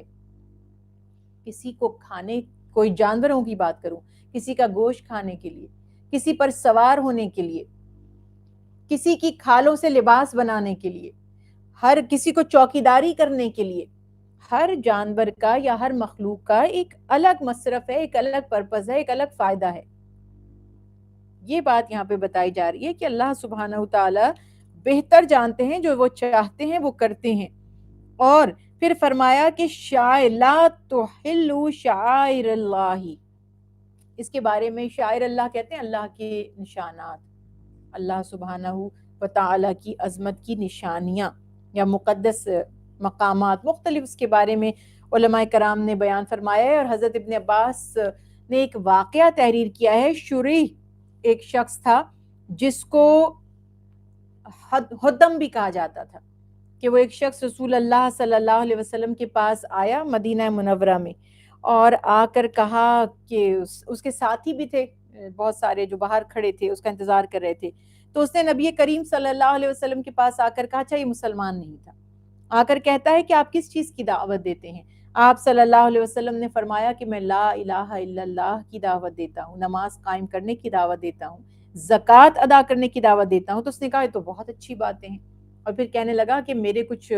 ساتھی ہیں, میرے کچھ امراء ہیں, میں ان سے مشورہ کروں گا, ایسے میں ان کے مشورے کے بغیر کوئی فیصلہ نہیں کر سکتا. ہو سکتا ہے کہ میں ان سب کو بھی لے کر آپ کی خدمت میں حاضر ہوں گا اور پھر ہم ایمان لے آئیں گے آپ پر. بہرحال یہ باتیں وہ کر رہا تھا اور وہ وہاں سے چلا گیا. لیکن اہم بات جو حضرت ابن عباس بیان فرماتے ہیں کہ اس کے آنے سے پہلے, یعنی ابھی وہ آیا نہیں ہے, کسی کو نظر نہیں آیا کہ کوئی مسافر آیا ہے, آپ صلی اللہ علیہ وسلم نے اس کے آنے سے پہلے صحابہ کرام رضوان اللہ علیہ مجمعین یعنی اپنے ساتھیوں سے فرمایا کہ ابھی ایک آدمی آ رہا ہے جو شیطان کی زبان بولے گا, یعنی جھوٹ بولے گا, فتنہ اس کا مقصد ہے. اور جب وہ چلا گیا یہ بات کر کے, تو آپ صلی اللہ علیہ وسلم نے فرمایا کہ وہ کافر کا چہرہ لے کر داخل ہوا, یعنی کافر کی حیثیت سے آیا اور دھوکے باز کے پاؤں کے ذریعے چلتا ہوا واپس چلا گیا, یعنی جھوٹ بول کر آیا ہے. کفر اس کے دل میں تھا, جب گیا تو بھی کفر تھا, بلکہ دھوکہ دے کر گیا, جھوٹ بول کر گیا کہ میں ایمان لاؤں گا. اور یہ شخص ظاہر ہے کہ جب مدینے سے باہر نکلا تو وہاں مسلمانوں کے کچھ اونٹ چر رہے تھے, ان کو چرا کر لے گیا, یعنی ہانک کر لے گیا. تو صحابہ کرام رضوان اللہ علیہ مجمعین نے اس کا پیچھا کیا کہ اس سے جا کر اپنے اونٹ واپس لے کر آئیں, لیکن وہ نکل چکا تھا, کافی آگے چلا گیا تھا. اب حضرات صحابہ کرام بیان فرماتے ہیں کہ جب یہ واقعہ پیش آیا, پھر اس کے بعد جب آپ صلی اللہ علیہ وسلم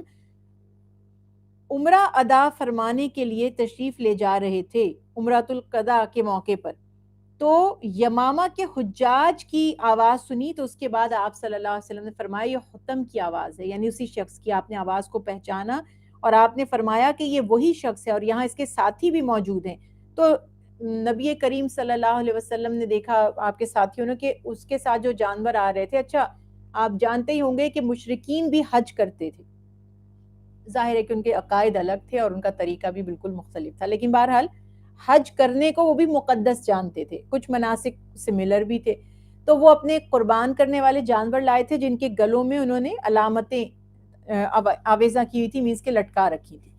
تو جب رسول اللہ صلی اللہ علیہ وسلم نے دیکھا کہ ان کے پاس بہت سارے جانور ہیں اور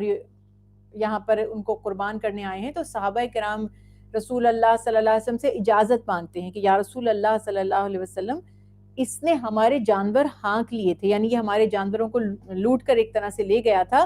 آپ اجازت دیں تو ہم اس کے جانور اس سے واپس لیں اور اپنا بدلہ لیں، اپنا حق واپس لیں. تو آپ صلی اللہ علیہ وسلم نے فرمایا کہ اس کے پاس جو جانور ہیں اس نے ان کے گلوں میں علامتیں آویزہ کر رکھی ہیں، لہٰذا ان کا لوٹنا صحیح نہیں ہے، یعنی یہ قربان کرنے کے لیے لایا ہے.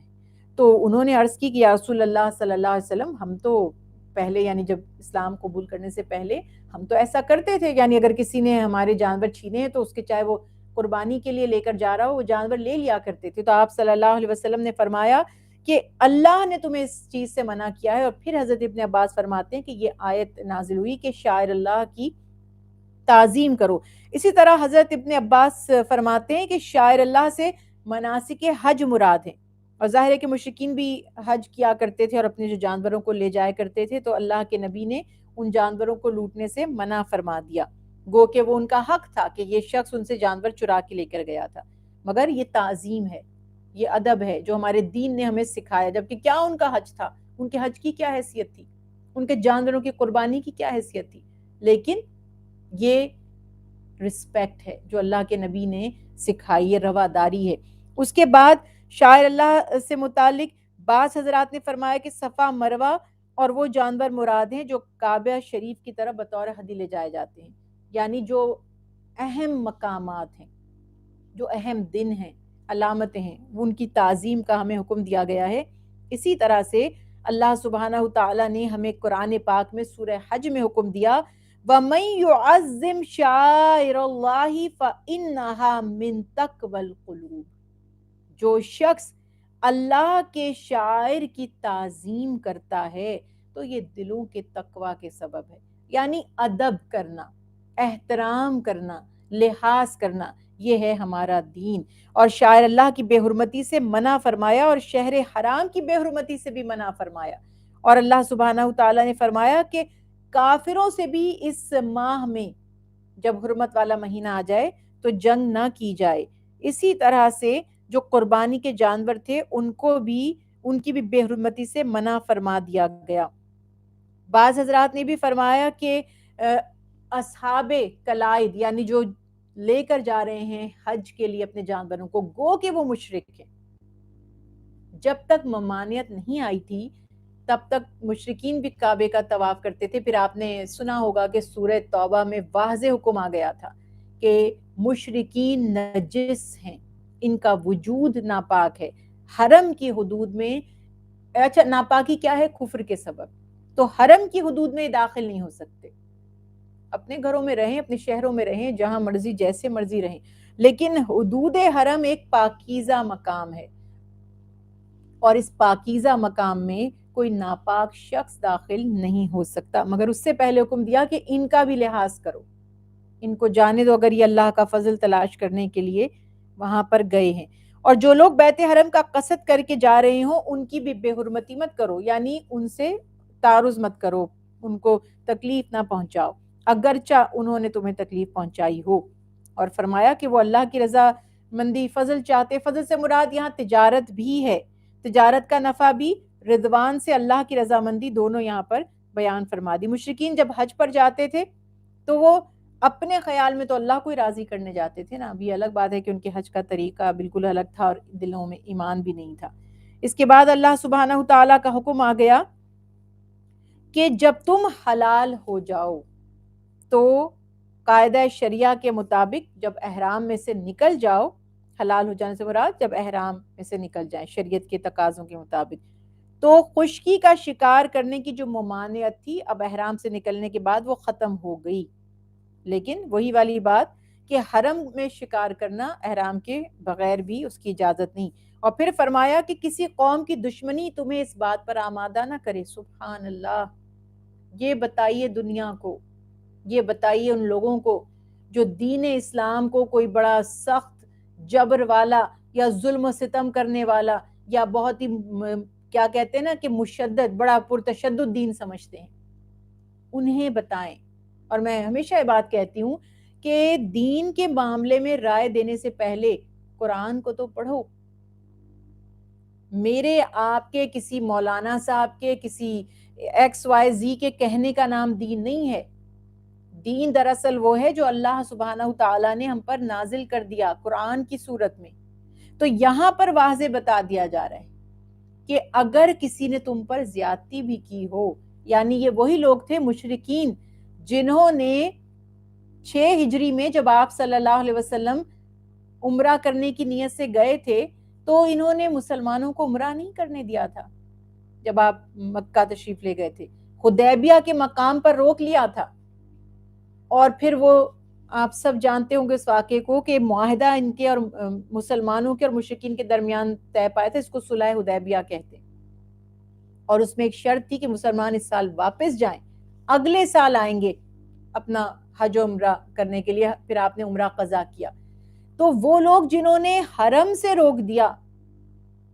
جب مسلمانوں کو فتح نصیب ہو گئی اور مکہ فتح ہو گیا، آج وہ چاہتے تو کیا حال کرتے، ان لوگوں کا بدلہ لیتے ان سے. لیکن اللہ سبحانہ وتعالی نے فرمایا نہیں، انہوں نے جو بھی کیا تمہیں یہ زیب نہیں دیتا کہ تم ان پر زیادتی کرو. اور یہاں دین اسلام کا نظریہ یہ بھی پتہ چل گیا کہ اگر کوئی ہم پر ظلم کرے تو اس کا بدلہ صرف اتنا ظلم ہے جتنا اس نے ہم پر کیا. آپ اپنا بدلہ لے سکتے ہیں، حصہ اپنا لے سکتے ہیں، اس پر زیادتی نہیں کر سکتے. تو اسی لیے بتایا جا رہا ہے کہ کسی طور پر بھی کسی پر زیادتی نہ کرو. اور کسی کو بھی اللہ سبحانہ و تعالی نے سختی سے منع فرما دیا کہ کوئی تم پر ظلم کرے تو بقدر بدلہ لیا جا سکتا ہے، لیکن معاف کر دینا افضل ہے. اور یہی نبی کریم صلی اللہ علیہ وسلم کی یہاں پر پیاری سنت مبارکہ. اور یہ واضح خاص حکم آ گیا کہ عدل و انصاف جب قائم کرنے کا ہمیں موقع مل جائے، جب ہمیں عدل و انصاف کرنے کے لیے قاضی کی جگہ بٹھا دیا جائے، تو ہم کسی پر زیادتی نہیں کریں گے، چاہے وہ ہمارا دشمن ہی کیوں نہ ہو، چاہے اس نے ہمارے ساتھ ظلم ہی کیوں نہ کیا ہو. ہم انصاف کریں گے، چاہے اس انصاف کے بعد ہمارے دشمن کا بھلا ہو رہا ہو اور ہمارے اپنے کا برا ہو رہا ہو، حق کا ساتھ دیں گے. آج ہمیں بہت زیادہ ضرورت ہے اس بات کو سمجھنے کی کہ ہم اپنے دلوں میں جو کینے، جو بغض برداشت بنا کر رکھتے ہیں. دین اسلام میں تو کافر کے ساتھ بھی انصاف کا حکم دیا جا رہا ہے، مشرک کے ساتھ بھی انصاف کا حکم دیا جا رہا ہے، اس پہ بھی ظلم مت کرو. اور ہم اپنے ہم وطن، اپنے ہم زبان، اپنے ہم مسلک، اپنے ہم عقیدہ، اپنا خاندان والا، یہ میری کاسٹ کا بندہ ہے، یہ میری فیملی کا بندہ ہے، یہ میری زبان بولنے والا ہے، یہ میرا ہم مذہب ہے، یہ میری پارٹی کا ہے، اس کو ہم ترجیح دیتے ہیں. یہی وجہ ہے کہ دین اسلام میں انسانوں کے درمیان سے ان تفریقات کو ختم کرنے کے لیے، تاکہ کوئی ریسزم نہ کرے، کوئی اس طرح فیورٹزم کو فروغ نہ دے، حکم دیا گیا کہ آپ صرف انسان ہیں، پہلا درجہ انسانیت ہے. تم سب آدم کی اولاد ہو، اور آدم کو مٹی سے بنایا گیا تھا. کسی عربی کو اجمی پر اور کسی اجمی کو عربی پر کوئی فوقیت نہیں ہے مگر تقویٰ. اور پھر فرمایا دوسرا درجہ آتا ہے تم سب مسلمان، ہر زبان، ہر رنگ، ہر طبقے کا انسان جو کلمہ پڑھ لے، ہمارے سگے بھائی سے زیادہ ہمیں وہ پیارا ہونا چاہیے. ہائے، میں جب یہ بات کہتی ہوں تو میرے دل میں ایک تکلیف سی اٹھتی ہے کہ سگے بھائی کی میں کیا مثال دوں. آج تو سگے بھائیوں کی جان کے بھائی دشمن بنے ہوئے ہیں. کبھی خبر آ جاتی ہے کہ ماں باپ نے بچوں کو قتل کر دیا، کبھی خبر آ جاتی ہے کہ اولاد نے ماں باپ پر حملہ کر دیا. استغفر اللہ. بہرحال قطع نظر اس کے جو عام تصور تھا وہ یہ کہ جیسے ایک بھائی اپنے بھائی کو چاہتا ہے، جیسے ایک بہن اپنی بہن پر جان نثار کرتی ہے، تو مسلمان آپس میں ایسے ہونے چاہیے. ان کی مثال دے دی گئی کہ تم ایک جسم ہو، تم ایک جسد واحد ہو. اب آپ مجھے بتائیے کہ میں آپ سے اگر کہوں کہ آپ کے جسم کے ایک حصے کو آپ ضائع کر دیجئے تو آپ کی ہمت پڑے گی، چاہے وہ بظاہر ایک ناخن ہی کیوں نہ ہو. نہیں، جسم کا ایک ایک حصہ جو جسم کے ساتھ ہے اس کو دور کرنے، اس کو تکلیف پہنچانے سے آپ کو تکلیف ہوگی. کوئی زیادہ اہم لگتا ہے، کوئی کم اہم لگتا ہے. اب دل ہے، ہارٹ، نہ دل کے بغیر زندگی کا تصور، نہ دماغ کے بغیر زندگی کا تصور. چلیے ان آرگنز کو تو چھوڑیے، پھر وہی بات ہے کہ یہ انگلیاں تو ایکسٹرا ہیں نا، یہ ناخن تو اضافی ہیں، تو یہ اتار دیجئے. کوئی نہیں کرے گا ایسا. تو بتانے کا مقصد تھا کچھ زیادہ امپورٹنٹ، کچھ کم امپورٹنٹ، لیکن ہیں سب آپ کے لیے اہم. تو ایسے ہی زندگی میں آس پاس جو ہمارے مسلمان ہیں ان کے لیے یہ فیلنگز ہونی چاہیے کہ جو میرے اپنے ہیں، اپنے سوراد رشتہ دار ہیں، میری اولاد ہے یا میرے ماں باپ ہیں یا میرے بہن بھائی ہیں، ان سے تو مجھے بہت لگاؤ اور محبت ہے، لیکن جو میرے خونی رشتہ دار نہیں ہیں مگر مسلمان ہیں تو وہ بھی میرے بہنوں بھائیوں کی طرح ہیں. ان سے بھی مجھے محبت ہونی چاہیے، ان کے دکھ پر بھی مجھے دکھ ہونا چاہیے، ان کی خوشی پہ مجھے خوش ہونا چاہیے، ان کی پریشانی میں مجھے مضطرب ہو جانا چاہیے، ان کے لیے دعا کرنی چاہیے. کوئی بات نہیں اگر آپ کا ان سے کوئی رشتہ نہیں ہے، کوئی بات نہیں اگر آپ انہیں نہیں جانتے، دنیا کے کسی ملک میں کوئی بیٹھا تکلیف میں ہے، آپ اس کے لیے تڑپتے ہیں، تب آپ مسلمان ہیں. تو یہ بات یہاں پر واضح ہو گئی. اب سوچئے کہ جو دین ایک غیر مسلم اور دشمن کو آپ کو تلقین کر رہا ہے کہ اس کے ساتھ انصاف کرنا ہے، زیادتی نہیں کرنی. یہاں ہم اپنے حسد، اپنی پرسنل جو جیلسیز ہیں، اپنے جو پرسنل مفادات ہیں، ان کی وجہ سے یا جو ہم ریسزم کرتے ہیں اس کی وجہ سے ہم اپنے ہی مسلمانوں کا حق مارتے ہیں، جبکہ دین میں تو غیر مسلم کے ساتھ بھی ریسزم کی اجازت نہیں دی گئی. ٹھیک ہے وہ اللہ کو نہیں مانتا، بہرحال انسان ہے، اس کا حکم اللہ نے یہ تو نہیں دیا کہ جو اللہ کو نہ مانے آپ جا کر اس کی جان سے ہلاک کر دیں یا اس کی موت پر آپ خوش ہوں، یہ حکم تو نہیں دیا نا. تو اس وجہ سے سوچئے کہ جس دین میں غیر مسلم کے لیے کہا جا رہا ہے کہ ہمیشہ عدل و انصاف پر قائم رہو اور دوست دشمن اس معاملے میں بالکل برابر ہیں، تو اس وقت ہمارے اپنے لوگوں کا ہم پر کیا حق ہوگا. یہ بات ہمیں بہت زیادہ آج سوچنے کی ضرورت ہے. آج اللہ سبحانہ وتعالی خیر فرمائے کہ ہمیں توفیق عطا فرمائے کہ ہم ایک دوسرے کا احساس کریں. اور اسی لیے میں نے آپ سے عرض کی کہ قومیت پرستی کو بھی پسند نہیں کیا گیا کہ بھئی میں ایک ملک سے ہوں تو میں اپنے، اب یہ ہمارے ساتھ مسئلہ بہت ہوتا ہے جب ہم غیر مسلم، دیکھیں کسی ایک ملک میں ہوتے ہیں تو میجورٹی وہ آپ کے ہم ملکی ہوتے ہیں سب لوگ، یعنی کہ سیم سٹیزن ہوتے ہیں. لیکن جب آپ کسی اور ملک میں جاتے ہیں تو وہاں آپ کا مختلف لوگوں سے واسطہ پڑتا ہے، وہاں آپ کے اپنے ملک کے لوگ بھی ہوتے ہیں، دوسرے ممالک کے لوگ بھی ہوتے ہیں. بحیثیت انسان بھی سب کو آپ نے سمجھنا ہی ہے، اچھا سلوک سب سے کرنا ہے، رواداری کرنی ہے. مگر اب بات آ گئی مسلمانوں کی، تو یہ یہاں پر ڈسکریمنیشن نہیں ہونا چاہیے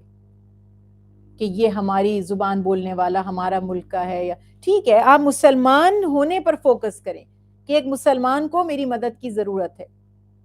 اور ایک اور ہماری کمیونٹی کی چھوٹی سی مسٹیک بتا رہی ہوں، مسٹیک کہہ لیجئے یا تھوڑی سی اگنورنس ہے ہماری، کہ ہم جب پبلک پلیسز پر ہوتے ہیں یا جیسے کسی پارٹیز میں یا کوئی گیٹ ٹوگیدر میں جاتے ہیں یا مساجد میں یا اجتماعات میں جاتے ہیں تو وہاں ہم یہ مسٹیک کرتے ہیں کہ ہم اپنے ہی اپنے لوگوں میں بیٹھتے ہیں. پاکستانی پاکستانیوں میں جا کر بیٹھ جاتے ہیں، انڈینز انڈینز میں جا کر بیٹھ جاتے ہیں، سیرینز میں جا کر بیٹھ جاتے ہیں، ایٹسیٹرا. کسی ایک کی بات نہیں کر رہی، میں مثال دینے کے لیے بتا رہی ہوں. یہ نہیں کریں. تھوڑا سا آپس میں انٹروڈکشن کریں ایک دوسرے سے، اپنی ہی قوم میں مت جمے رہیں ورنہ آپ کا دائرہ وسیع نہیں ہوگا. دوسرے لوگوں کو بھی اہمیت دیں، اپنے لوگوں کے ساتھ بھی، اپنے لوگوں سے مراد اپنی ہم زبان لوگوں کے ساتھ ذرا کمفرٹیبل ہوتا ہے، زبان کلچر سملر ہوتا ہے، خدا نہ خواستہ اور کوئی بات نہیں، مگر دوسروں کو بھی جاننے کی کوشش کریں، انہیں بھی ویلکم کریں. وہ بھی مسلمان ہیں، آپ کے بہن بھائی ہیں. یہاں بہت مسئلے ہو گئے یہ کہ وہ ایک دوسرے کو ہم پسند نہیں کرتے. ہمارے ملک والے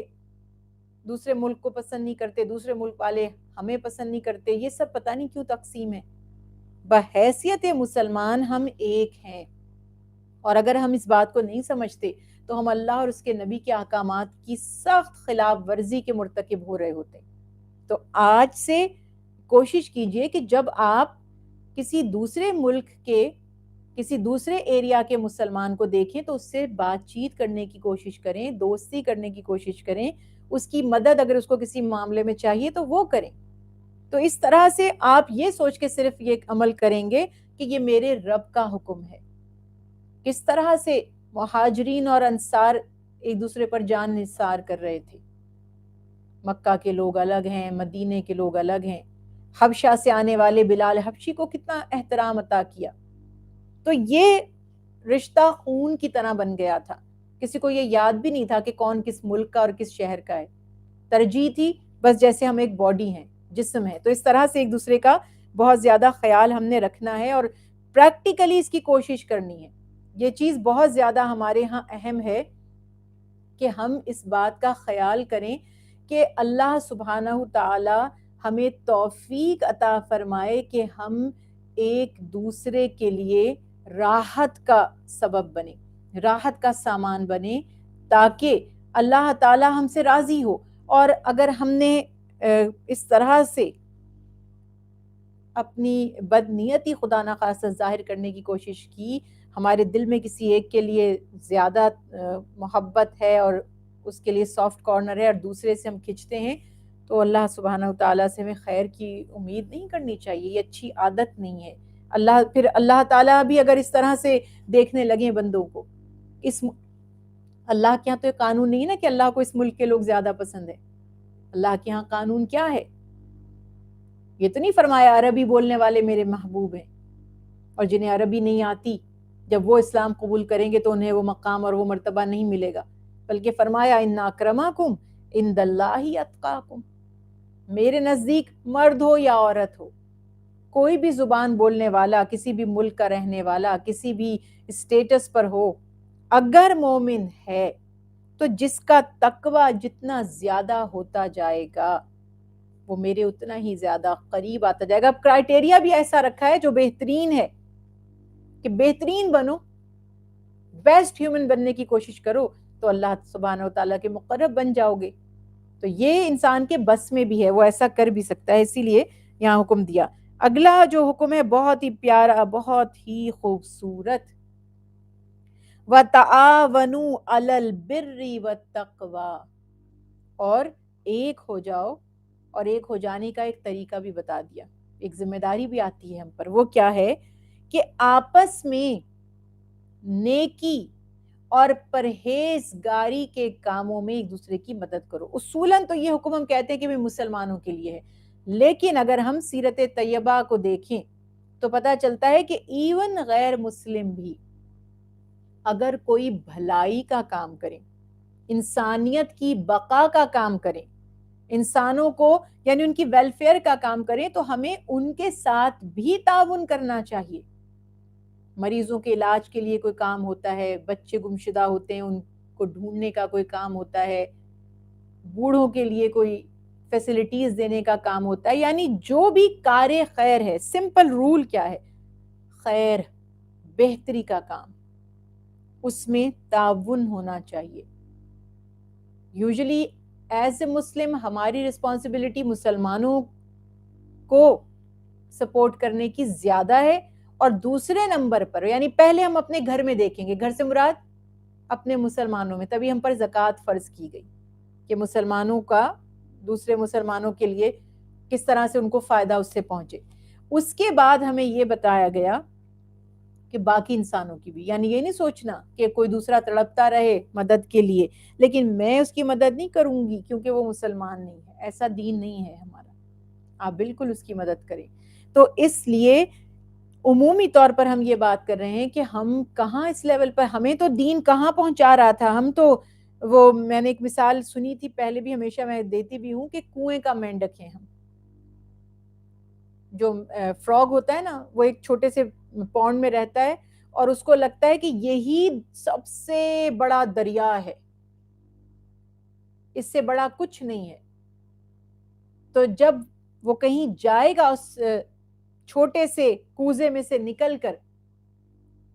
تو تب اس کو پہلی دفعہ یہ پتا چلے گا کہ وہ جو میں جہاں رہتا تھا وہ تو بہت تنگ جگہ تھی, چھوٹی جگہ تھی, یہ تو بڑی ہے.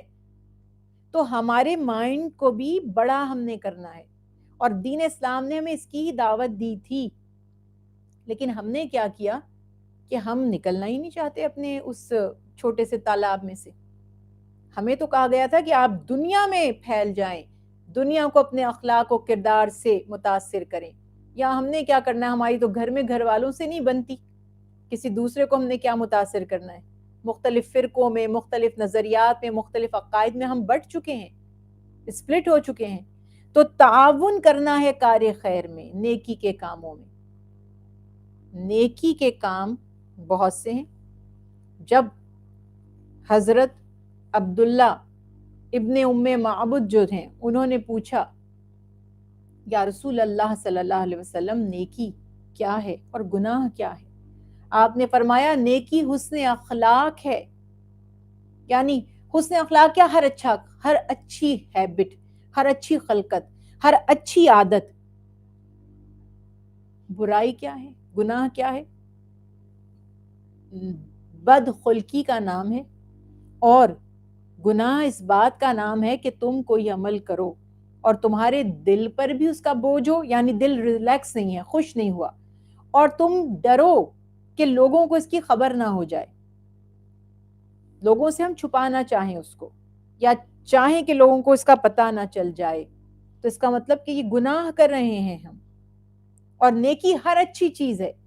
نیکی صرف نماز پڑھنا, روزہ رکھنا,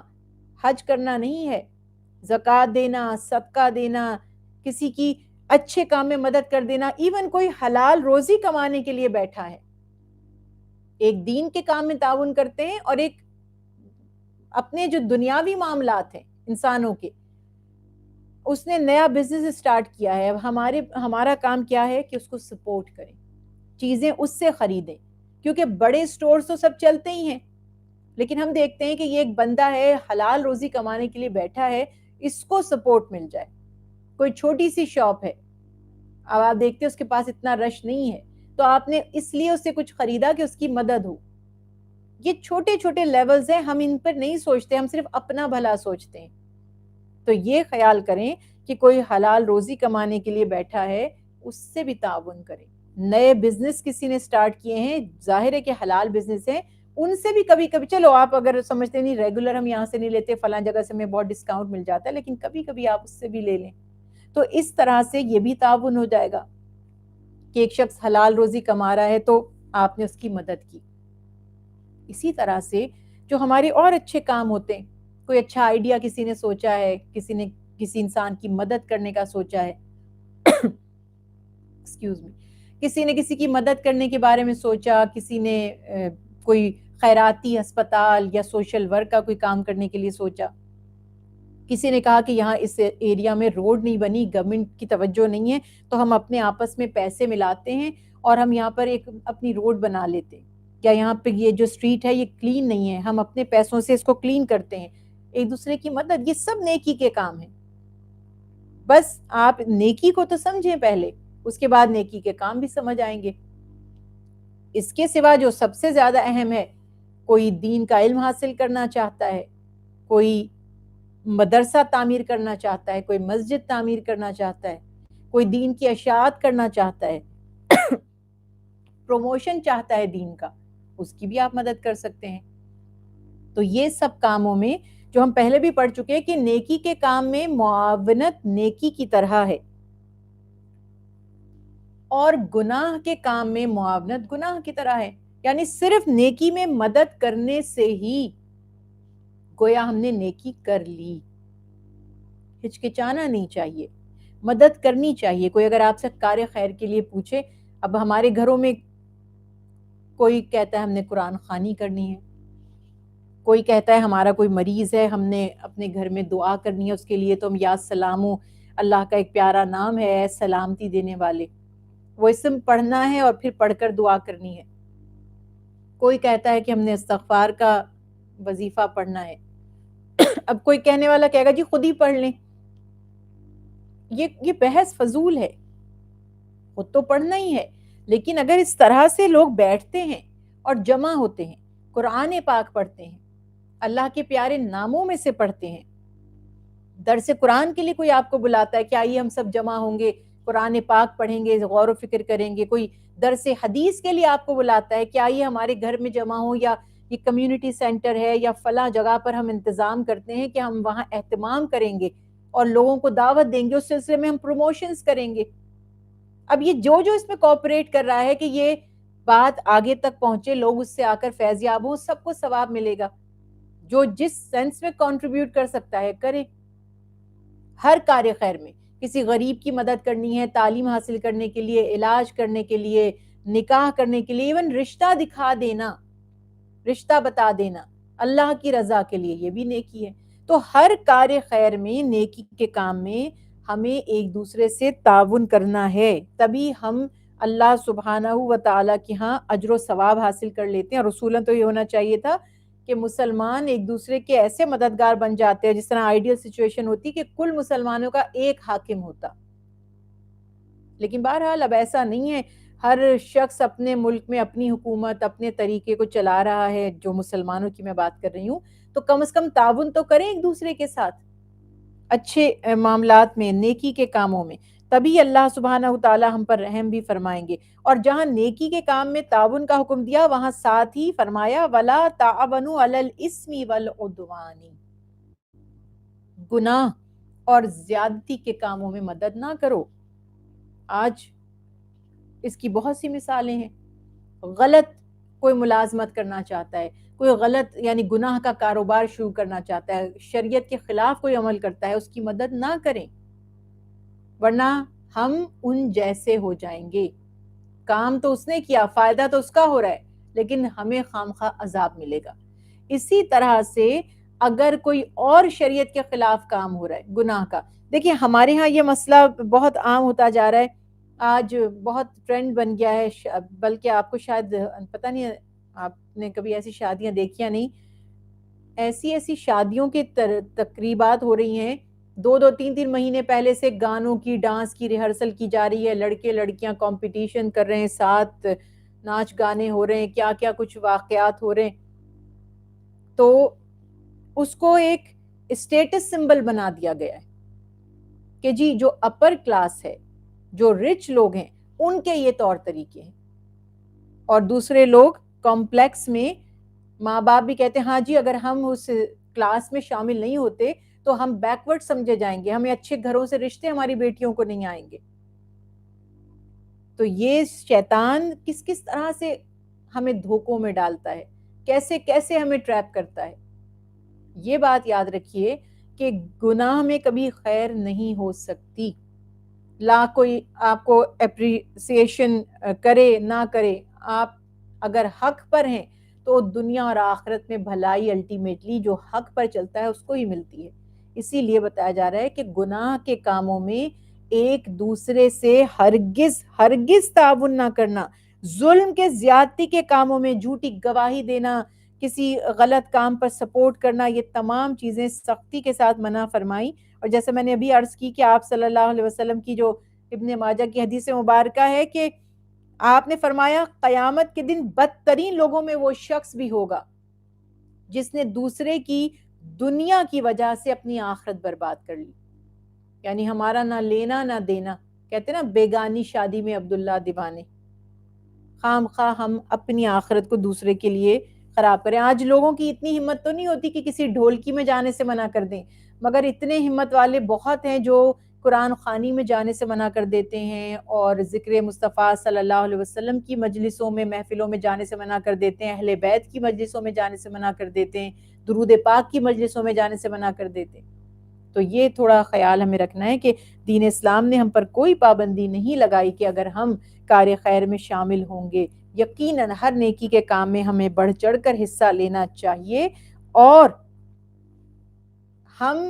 جب نیکی کے کام میں صرف تھوڑا سا تعاون ہی کرتے ہیں تو ہمیں نیکی کرنے والے کی طرح اجر و ثواب مل جاتا ہے۔ بالکل اسی طرح جب ہم گناہ کے کام میں خدا نخواستہ تعاون ہی کرتے ہیں تو وہ ہمارے لیے وبال بن جاتا ہے اور ہمارے لیے عذاب کا باعث بن جاتا ہے۔ اللہ سبحانہ و تعالیٰ ہمیں اپنی حفظ و امان میں رکھے۔ انشاءاللہ اگلی آیات کی تشریح نیکسٹ کلاس میں کریں گے۔ اللہ سبحانہ و تعالیٰ جو کچھ ہم نے پڑھا، جو سنا، اپنی بارگاہ میں سے قبول اور منظور فرمائیے یا اللہ۔ اس کلام کا اجر، اس کا ثواب پیارے حبیب حضرت محمد مصطفیٰ صلی اللہ علیہ وسلم، کل انبیاء، اہل بیت اطہار، ازواج مطہرات، صحابہ کرام، بزرگان دین کو، کل شہداء غازیوں کو، مومن مومنات، مسلمین مسلمات کو، میری والدہ کو،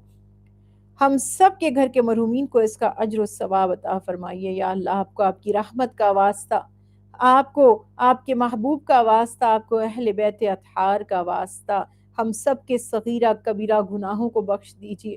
ہمیں نیکی میں سبقت لے جانے والوں میں شامل کر لیجیے۔ ہمیں نیکی میں تعاون کرنے کی توفیق عطا فرما دیجیے۔ ہمیں گناہ سے بچنے کی طاقت عطا فرما دیجیے۔ اسلام کا بول بالا فرمائیے۔ ہمارے جان، مال، عزت، آبرو کی اور ہمارے ایمان کی حفاظت فرمائیے یا اللہ۔ جو زندگی آپ نے عطا فرمائی ہے، اسے اپنی اطاعت، اپنے دین کی خدمت اور اپنے بندوں کے حقوق کی ادائیگی میں گزارنے کی توفیق عطا فرما دیجیے۔ ہماری عبادات کو شرف قبولیت عطا فرما دیجیے۔ اس پاک محفل کے صدقے میں تمام سننے والوں پر، سب کے گھروں پر، سب پر اپنی رحمتیں، برکتیں، نعمت نازل فرمائیے۔ ہم سب کو، ہمارے گھر والوں کو دین دنیا کی راحت عطا فرمائیے، عزت عطا فرمائیے، صحت عطا فرمائیے۔ جتنے بیمار ہیں، مریض ہیں ہمارے گھروں، اسپتالوں میں، سب کو شفائے کامل عطا فرمائیے۔ خصوصی طور پر جو اسپتالوں میں ہیں، وینٹیلیٹر پر ہیں، بیمار ہیں، سیریس حالت ہے، جن کی اللہ آپ قادر مطلق ہیں، آپ کو آپ کی قدرت کاملہ کا واسطہ انہیں صحت عطا فرمائیے۔ اعجاز صاحب جو بیمار ہیں، اللہ ان کو صحت تندرستی کے ساتھ زندگی عطا فرما دیجیے۔ سعاد کو صحت تندرستی عطا فرمائیے۔ ہماری بہن ہے جن کا بیٹا اسپتال میں ہے، اس کے لیے بھی ہم سب دعا گو ہیں۔ جن ماؤں کے بچے اسپتالوں میں ہیں، تکلیف میں ہیں، بیمار ہیں، جو مائیں اپنی اولاد کی طرف سے پریشان ہیں، اے اللہ ان پر کرم کر دیجیے۔ ماؤں کے کلیجوں کو ٹھنڈک اور سکون عطا فرمائیے، ان کی آنکھوں کو سکون عطا فرمائیے، اولاد کی طرف سے انہیں راحت عطا فرمائیے۔ ہم سب آپ سے دعا گو ہیں پوری دنیا کے انسانوں پر، ابن آدم پر اللہ کرم کر دیجئے، رحم کر دیجئے۔ ہمیں فتنوں سے، فساد سے، بلاؤں سے، وباؤں سے، لڑائی جھگڑوں سے، ہر طرح کی مشکل سے، ہر طرح کی ذلت سے محفوظ رکھیے۔ ہمیں جسم، جان، مال، اسباب سے کسی کا محتاج نہ فرمائیے، صرف اور صرف اپنا محتاج رکھیے۔ ہمیں اپنے حبیب کی محبت نصیب فرما دیجئے۔ ہمیں اپنی اور اپنے نبی کی اطاعت کی توفیق عطا فرما دیجئے۔ اللہ ہمیں ایمان پر خاتمہ بالخیر عطا کیجئے۔ ہمیں قبر کے عذاب سے محفوظ رکھیے۔ روز محشر اپنے پیارے حبیب کا دیدار اور اپنے محبوب کی شفاعت نصیب فرمائیے۔ آمین اللہم آمین۔ ربنا تقبل منا انک انت السمیع العلیم وتب علینا انک انت التواب الرحیم۔ یا حی یا قیوم برحمتک استغیث، یا حی یا قیوم برحمتک نستغیث، رب اغفر وارحم وانت خیر الراحمین۔ لا الہ الا اللہ محمد رسول اللہ۔ سبحان ربک رب العزت عما یصفون والسلام علی المرسلین والحمد للہ رب العالمین برحمتک یا ارحم الراحمین۔ آمین اللہم آمین۔ اللہ سبحانہ وتعالی اس بیان کو، آج کے اس لیکچر کو بھی اپنی بارگاہ میں قبول و منظور فرمائے، ہمیں سمجھنے، غور و فکر کرنے اور عمل کرنے کی توفیق عطا فرمائے۔ وما علینا الا البلاغ المبین۔